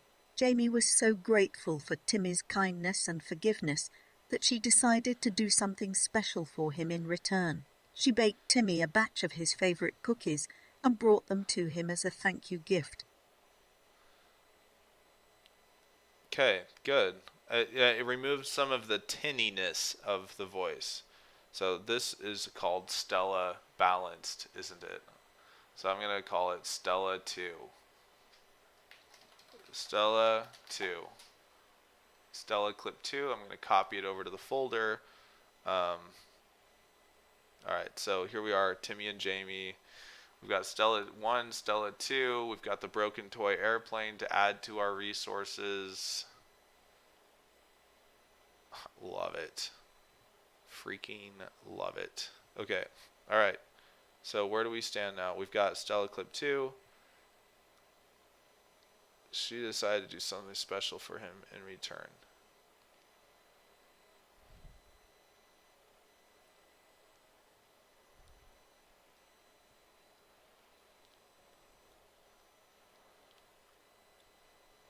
So now we're going to go back into Dream Studio. Photograph of a little girl with a tray of of fresh cookies right out of the oven. Tray of fresh cookies walking away from an open oven in the kitchen.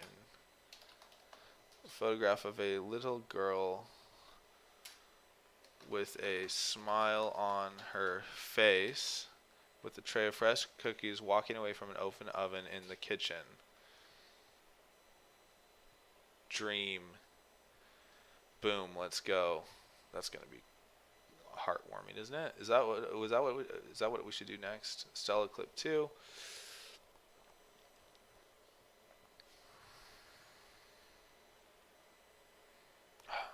I got to find a better way to detail these because this is getting super jumbled. We still need to do Timmy's voice. This is where we can do the picture right here. Third picture.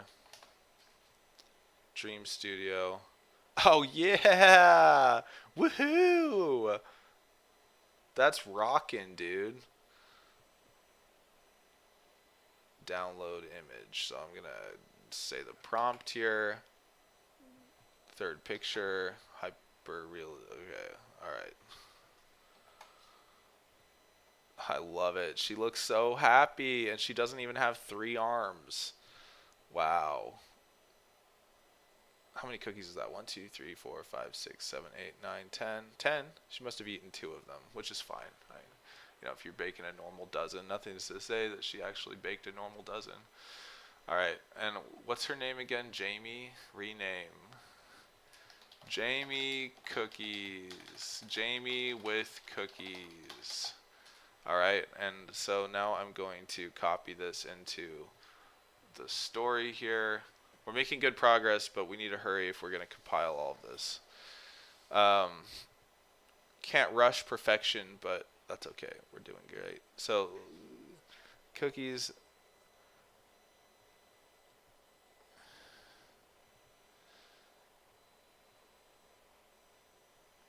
And thanked her with a big hug. Okay, so Stella clip 3.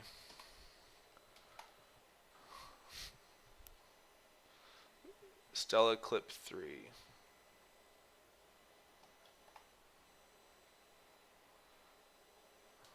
Generate speech. Okay, back to Dream Studio. How should we represent that? Kindness, forgiveness, and gratitude.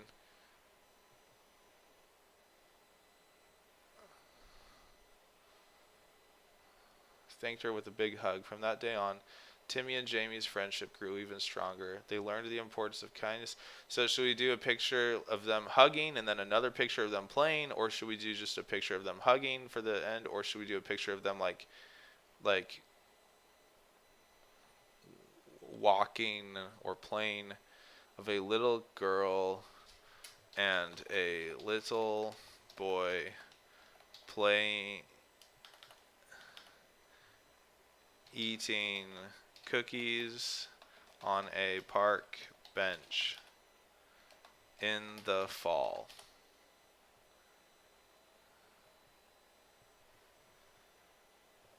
Little of a happy little girl and a happy little boy eating cookies on a park bench in the fall. Let's dream it. Oh crap, did I save the prompt of the last image? I don't know if I did or not. Like I said, I gotta get way more organized. Gotta get way more organized than this, man. This thing's gonna... Oh my gosh, it gave us 2 little girls.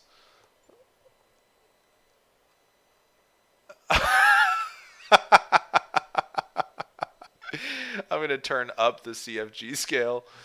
Oh my gosh, that's the best. They do all look happy. and maybe they're just sharing a cookie with a friend. Maybe it's just another friend of one happy little girl and one happy little boy eating cookies together on a park bench. Eating cookies together on a park bench in the fall. Maybe happy is that a little too happy and creepy? I turned up the CFG scale. Oh, did I save that? I hope I can access my history. I should be able to access my history right there. No, now there's like 3 million and they look even younger and it looks really creepy. Of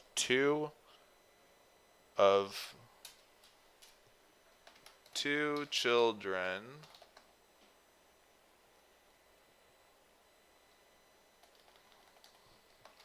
let's turn off happy of a little girl and a little boy eating cookies for a total of only 2 children eating cookies together on a park bench in the fall. Another credit goes. CFG scales up to 15. And again, maybe it'd be more fun to do this with like an oil painting or a watercolor.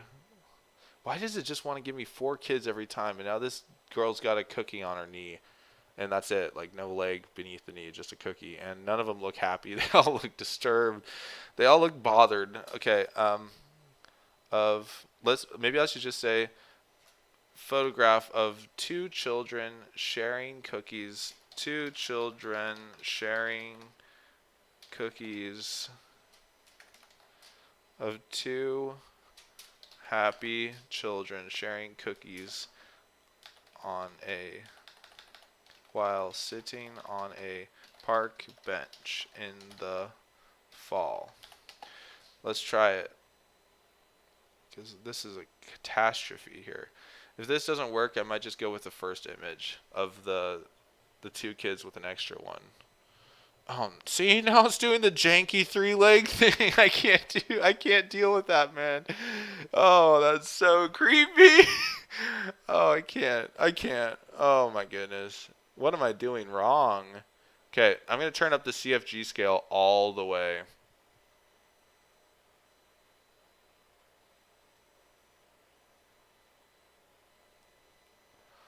All the way. Oh no. Oh, now there's a mystery leg. That's it?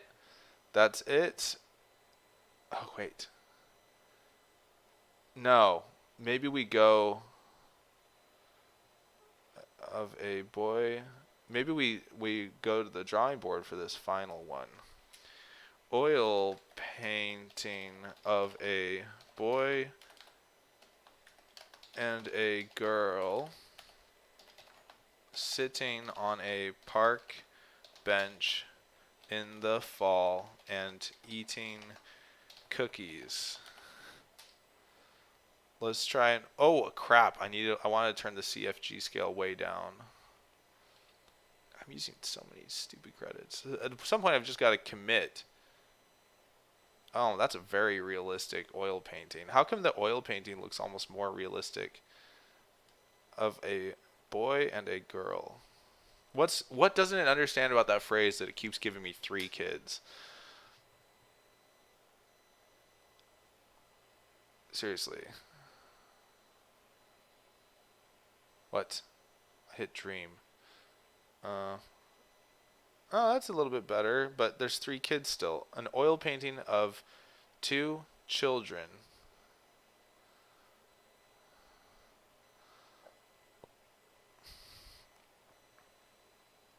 That's kind of cool. I like the oil painting effect though. I'm just going to turn down the CFG scale and refactor. Oil painting of only one boy with only one girl. I'll put CFG at like 10. Maybe I should turn down the quality of everything just to see which, and maybe I should turn down the quality of everything. Okay, we're gonna go with that. We're gonna go with that. Or should we go with the very first one that I did? So many kids on the bench with cookies. Oh man, I almost like.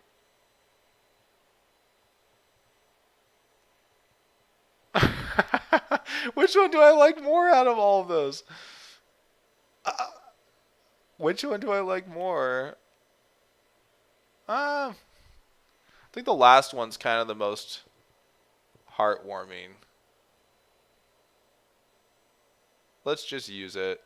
Is it perfect? No. But that's okay. It's gonna do what we want it to do. Rename. Children on a park bench eating cookies. Okay. Alright. Now, do we have Stella clip 3 yet? No. Do we... Was it being generated? Yes. Timmy was touched by Jamie's thoughtfulness and thanked her with a big hug. From that day on, Timmy and Jamie's friendship grew even stronger. They learned the importance of kindness, forgiveness, and gratitude, and how these values can bring people closer together. Maybe I should try a... First of all, that's fine Timmy was for Stella touched by clips Jamie's 3. thoughtfulness and thanked her with a big hug. From that day on, Timmy and Jamie's friendship grew even stronger. I love They the learned the name. I importance love the of story. kindness, forgiveness, and gratitude, 3. and how these values can bring people closer. I love the story. I mean, it's the story couldn't be better. You know, ChatGPT is the real MVP here. You know, I might just do a oil. Let's try a watercolor painting of a boy and a girl hugging. Turn the CFG scale. Let's turn this up. Turn it up, up, up. Let's see. Well, we can leave it at 10. How many steps? Number of images. Dream. Come on. Roll the dice. Watercolor painting of a boy and a girl hugging. Oh my gosh. What a horrible idea. We're not going to include any of those. They have like 40 arms and they're like wrapped around each other. And apparently this stable diffusion thing really doesn't do gender. Isn't that interesting? Like, I keep saying a boy and a girl hugging, and it just gives me like 2 boys. And so maybe it's like this woke gender stable diffusion art thing.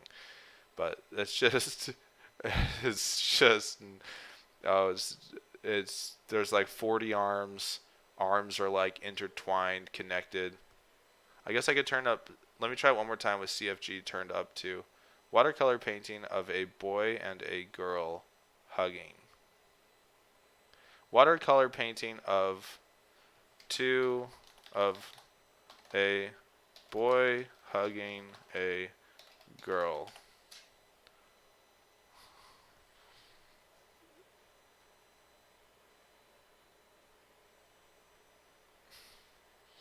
Please don't be so creepy. What? It's just group hugging. How hard is it to get a single subject of a hug? Watercolor painting of... Now there's like... I just don't understand. Why is that such a hard prompt?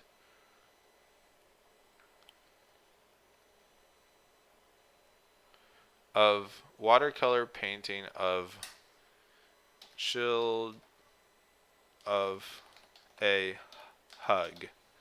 Watercolor painting of a hug. I'm going to turn down the CFG scale. Well, no, I want it to be like my prompt. I'm going to have it generate like 4 images, and I'm going to turn the width way down. So that way it uses only a portion of a credit. Watercolor painting of a hug. Ugh. Oh, those don't look... What is going on in that picture? Ah, all right, that's it. It's close enough. We're just going to leave it the way it is. All right, we've got a third Stella clip there. We got to do a, it's okay, accidents happen. Let's fix it together. So what do I have as options here? Do I have a young child? Let's see. All languages. Arthur from the UK.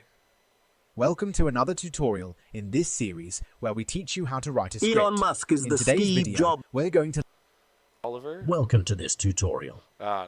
Jordan? For those in Larry? Elon Musk. They're all probably adult voices. Elon Musk is the Frederick? Elon Musk is the. Elon Musk is. You know, Frederick is going to be the one this time. Frederick. It's okay. Accidents happen. Let's fix it together. It should be a quick generation. Okay. That should be quick.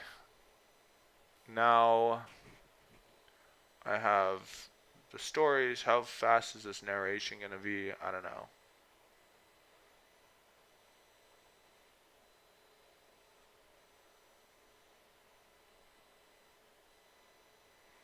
We need like a title entry. Let's do like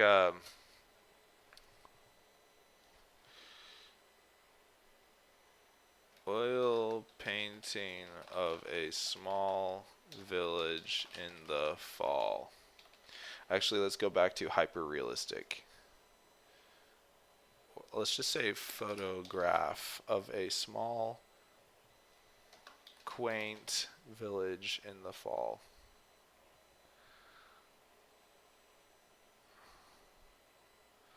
Oh yeah, man. Any of those would work. I'm just gonna take one. It's not gonna. It's just gonna be its tiny thing. It's not gonna be full screen. I'm just gonna use it to help with the title of the video. So what should we do for the title of the video?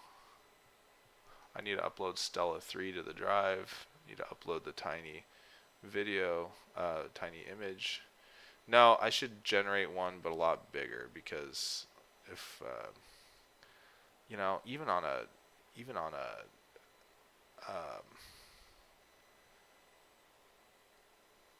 even if we're gonna do a book, they should be way higher resolution than this. Oh yeah, that's money. That's the money shot right there. The money. Let's get rid of the old one. Let's use this one. Very good, very good. Okay.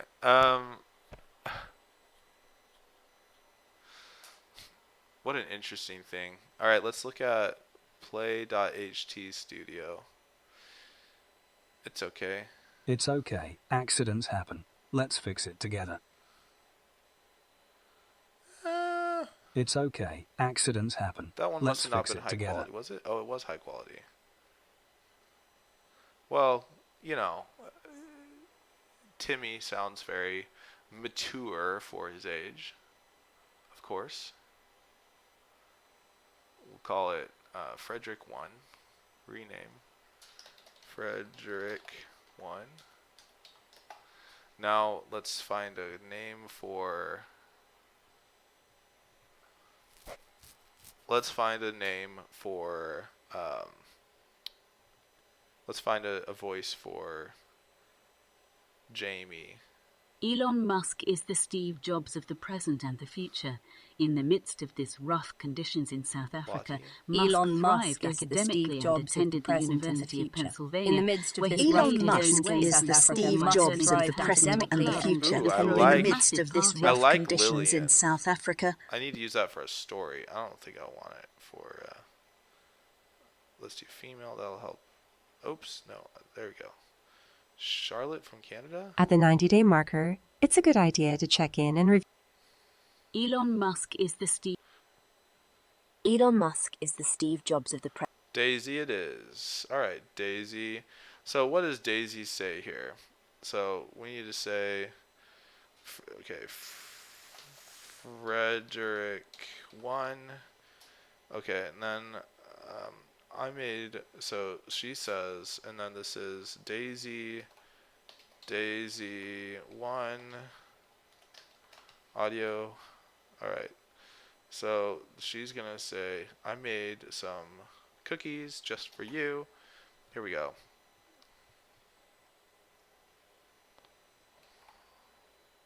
Generate speech. Now that, as that works, we are going to open up OpenShot, and this is probably where everything's going to go. Kaputsk. Let's go OpenShot, open source video editor. Can we slap this together in like 20 minutes? I don't know necessarily how OpenShot is supposed to work. It's been a long time since I've used it. We need to... So, no video here. We're loading in audio. Show all. Project files. Can I just drag and drop? Of course. Of course, I ought to be able to. I'm going to move all of this stuff onto a different window here, and I'm only going to focus on OpenShot. Oh, I already had OpenShot open.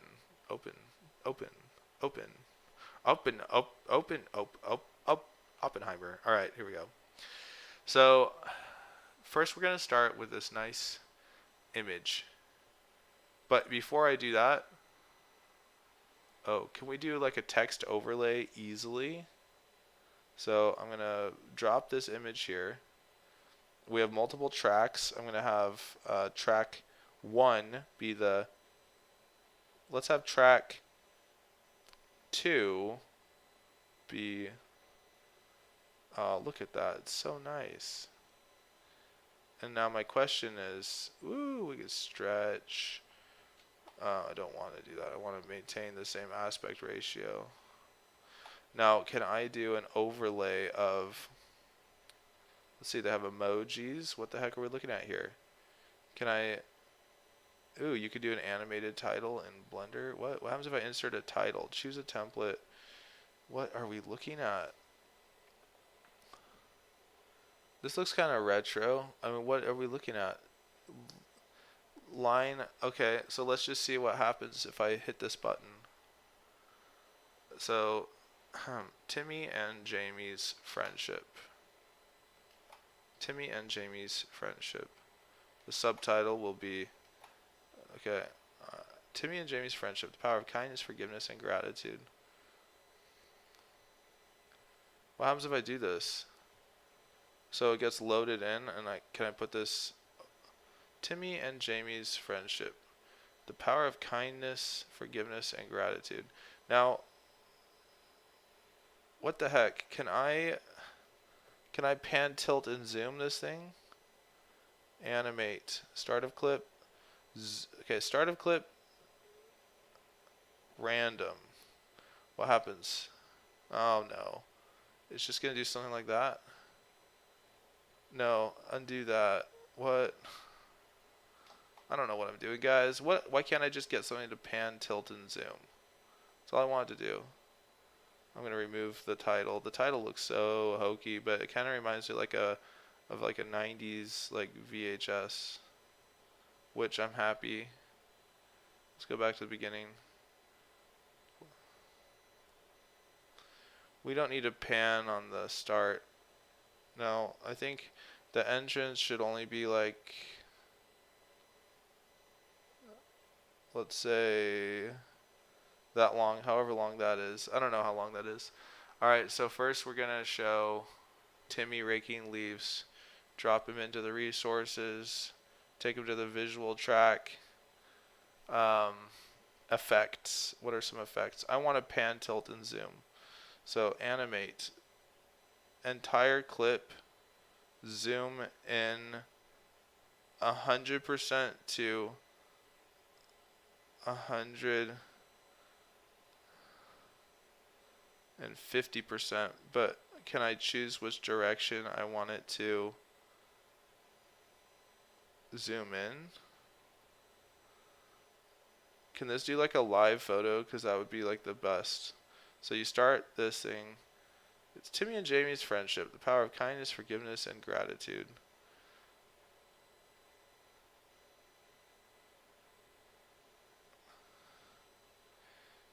Surely there's got to be a way to decide which way to zoom in. So like that, there's got to be. Which one of these kids do I want to be Timmy, huh? Can I have it zoom in on the... I think I want the kid on the left to be Timmy. My goodness. Can I like edit the end of the clip? Like make it go like that. Yeah, can I do that? Let's try that.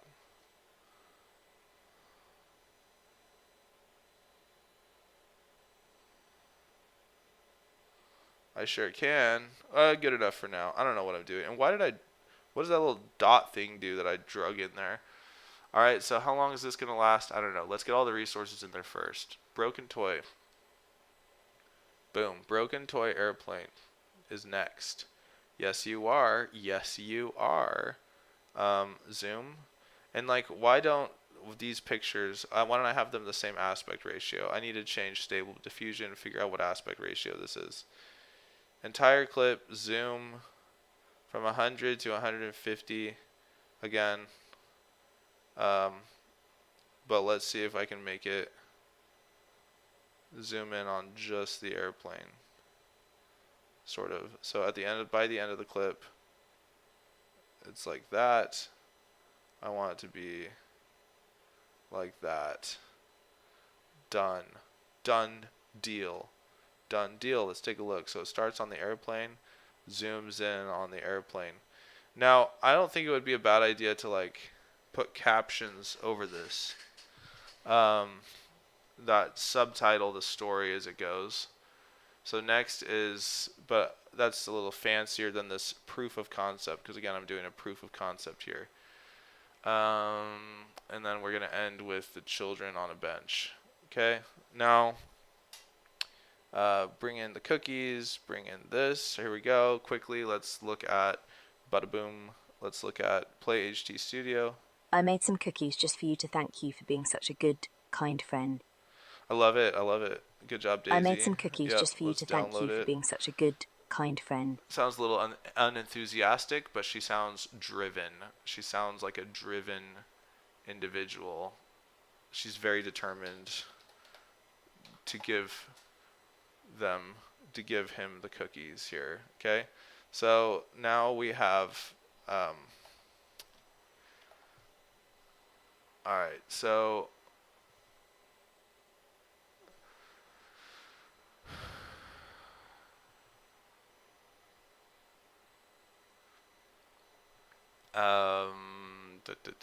so we're gonna start with Stella 1, and then Stella 2, Stella 3, import, and then Daisy and Frederick. Boom. So audio track, we'll say Stella is...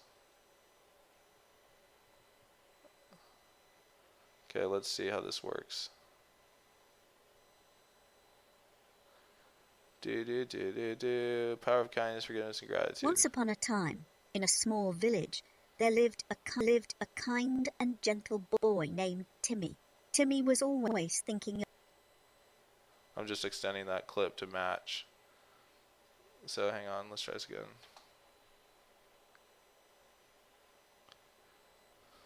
Once upon a time, in a small village, there lived a kind and gentle boy named Timmy.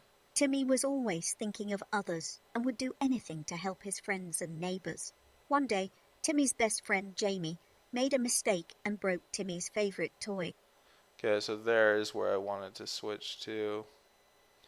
Right when she says broke. One day, Timmy's best friend Jamie made a mistake and broke Timmy's favourite toy. Jamie felt terrible and apologised to Timmy, but Timmy just smiled and said, "And welcome to Frederick." To Timmy, but Timmy just smiled and said, "It's okay. Accidents happen. Let's fix it together." Then after Frederick is Stella 2. What? Where did that go? Stella 2? Come on. There we go. That's more like it. It's okay. Accidents happen. Let's fix it together. Timmy and Jamie worked together to fix the toy, and soon it was as good as new. Jamie was so grateful for Timmy's kindness and forgiveness that she decided to do something special for him in return. She baked Timmy a batch of his favourite cookies and brought them to him as a thank you gift.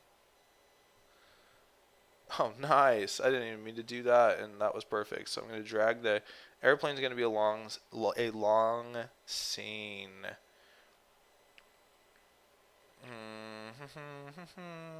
Let's do a transition here on Jamie. Animate, start of clip, entire clip, zoom.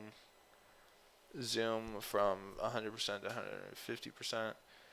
And that's where it will end, and we want to zoom in specifically on the cookies, so we want to pan, tilt, and zoom like that. Alright, and then we're going to just end with, let's go ahead and add an animation to this resource. Animate entire clip, zoom from 100 to 150%. Let's look at this next clip here. So it's going to zoom in. We want it to zoom in specifically. We're going to pick that Jamie and Timmy are these guys. Can you affect? So evidently you can zoom in even farther. So let's. Yeah. That's good. So this is just a rough thing, but I can affect how I pan, tilt, and zoom. So it's going to zoom in pretty fast, aggressively fast on those two. Nice. So let's go back and do that with the other clips. Something special for him in return. She baked Timmy a batch of his favourite cookies and brought them to him as a thank you gift. It cuts off her eyes. I don't like that. So let's go back to here. No, let's go back here and let's pause it. Where is it going? How do I... did I just screw it up? Probably majorly. He baked Timmy a batch of his favourite cookies and brought them to him as a thank you gift. Oh no, that was fine. What? Yeah, I totally just... How do I do this? How do I do this, everybody? It was kind of cool. I can jump it around and pan and zoom and... ooh! Yeah, let's play around with that real quick. But first, let's finish the audio so we can match it. So after Stella 2... is Daisy 1, and then we end with Stella 3. So let's see how the audio just turns out. But Special man, you for can have him in fun return. with She baked pan, Timmy a tilt, batch and of his zoom. favourite cookies and brought them to him as a thank you gift. I made some cookies just for you to thank you for being such a good, kind friend. Timmy was touched by Jamie's thoughtfulness and thanked her with a big hug. From that day on, Timmy and Jamie's friendship grew even stronger. They learned the importance of kindness. Let's just copy this through to the end. The importance of kindness, forgiveness, and gratitude, and how these values can bring people closer together.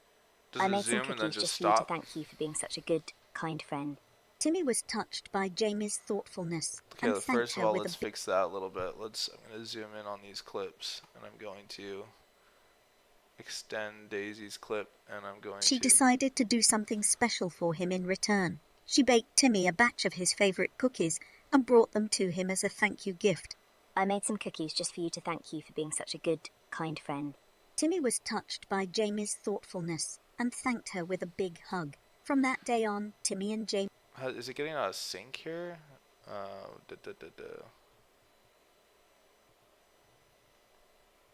No, it's not getting out of sync, but we can change that a little bit. I made some cookies just for you to thank you for being such a good, kind friend. Timmy was touched by Jamie's thoughtfulness and thanked her with a big hug. From that day on, Timmy and Jamie's friendship grew even stronger. They learned the importance of kindness, forgiveness, and gratitude, and how these values can bring people closer together.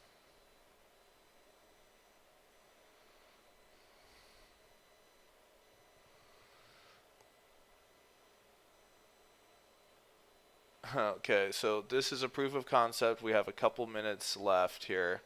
So what I'm going to do is quickly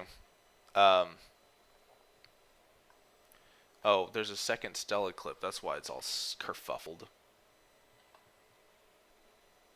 Timmy just smiled and said, It's okay. Accidents happen. Let's fix it together. I'm going to expand what I'm seeing here. Timmy and Jamie worked together to fix the toy, and soon it was as good as new. Jamie was so grateful for Timmy's kindness and forgiveness that she decided to do something special for him in return. She baked Timmy a batch of his favourite cookies and brought them to him as a thank you gift. I made some cookies just for you to thank you for being such a good, kind friend. Timmy was touched by Jamie's thoughtfulness and thanked her with a big hug. From that day on, Timmy and Jamie's friendship grew even stronger. They learned the importance of kindness, forgiveness, and gratitude, and how these values can bring people closer together. And then we can end there. I don't know why. So let's do like a fade out transition here. Yeah, fade. End of clip. Fade out fast. Closer together. That'll work. So a little high level overview here. Now the kicker. So we're gonna come back here to Faislian royalty free, and we're gonna find a. I love this guy. So happy. Let's try happy. What does he have for happy?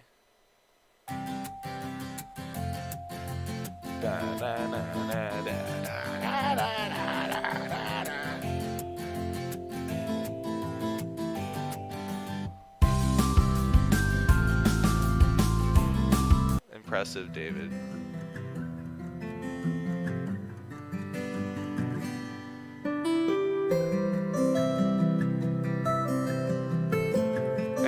We don't have time to do anything else. So let's do this. It sounds nice. It sounds very nice. I'm very impressed with this guy. And I'm so grateful to him for just releasing things as royalty free to use. I'll definitely put a, credit for it. I'll credit him in the description of the video or somewhere. Alright, happy music. Now, if we had more time, we would add some sad music when the toy breaks, and we maybe add a sound effect of the toy breaking. But this is proof of concept, and this is good enough for our purposes. I'm going to fade, end of clip, fade out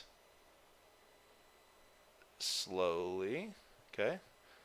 Timmy a batch of his favourite cookies and brought them to him as a thank you gift.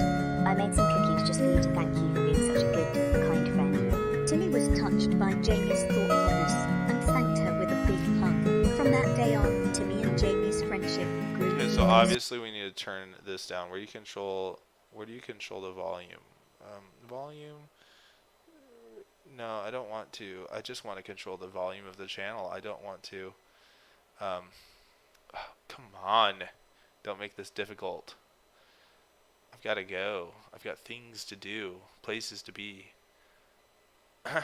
What the actual... There's so much power here in this free open source tool. Effects. Ooh, you can blur things. What? Transitions? Oh, there's so much to do here. What an untapped resource. But first of all, volume. Hello. Entire clip. I guess just here, this is your option. Let's turn it down to 60%. How are we looking?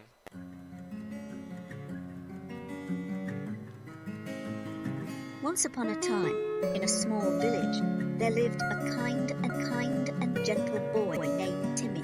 Okay, I like it. I like it. Volume, entire clip. Does it stay relative to what it was or reduce it again? Let's try it.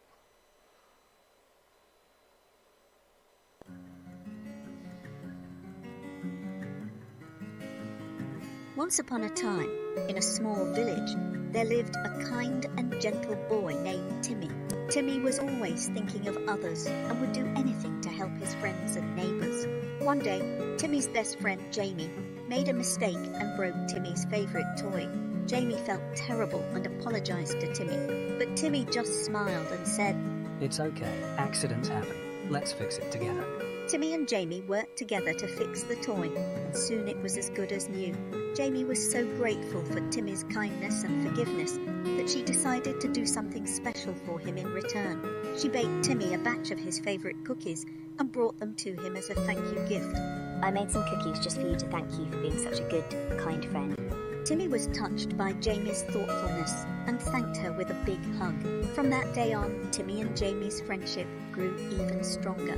They learned the importance of kindness, forgiveness, and gratitude, and how these values can bring people closer together.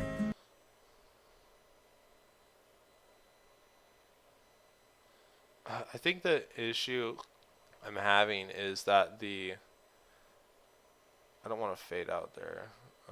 Where does Stella's voice end? Do I need to bring in Stella 3 again? Probably. That abrupt ending didn't work, obviously. Let's see. Such a good, kind friend. Timmy was touched by Jamie's thoughtfulness and thanked her with a big hug. From that day on, Timmy and Jamie's friendship grew even stronger. They learned the importance of kindness, forgiveness, and gratitude, and how these values can bring people closer together.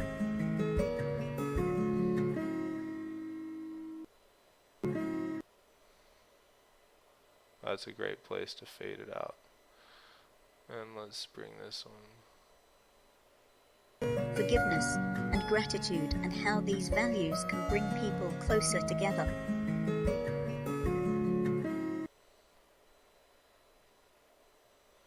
A little bit longer on the music. These values can bring people closer together.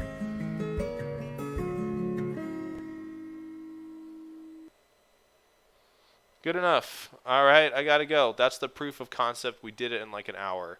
So I'm gonna hit export. Well, first of all, save project as. Can't believe I didn't save this freaking thing. Let's see. You guys are gonna have to look at my files. That's awkward. I shouldn't broadcast my files.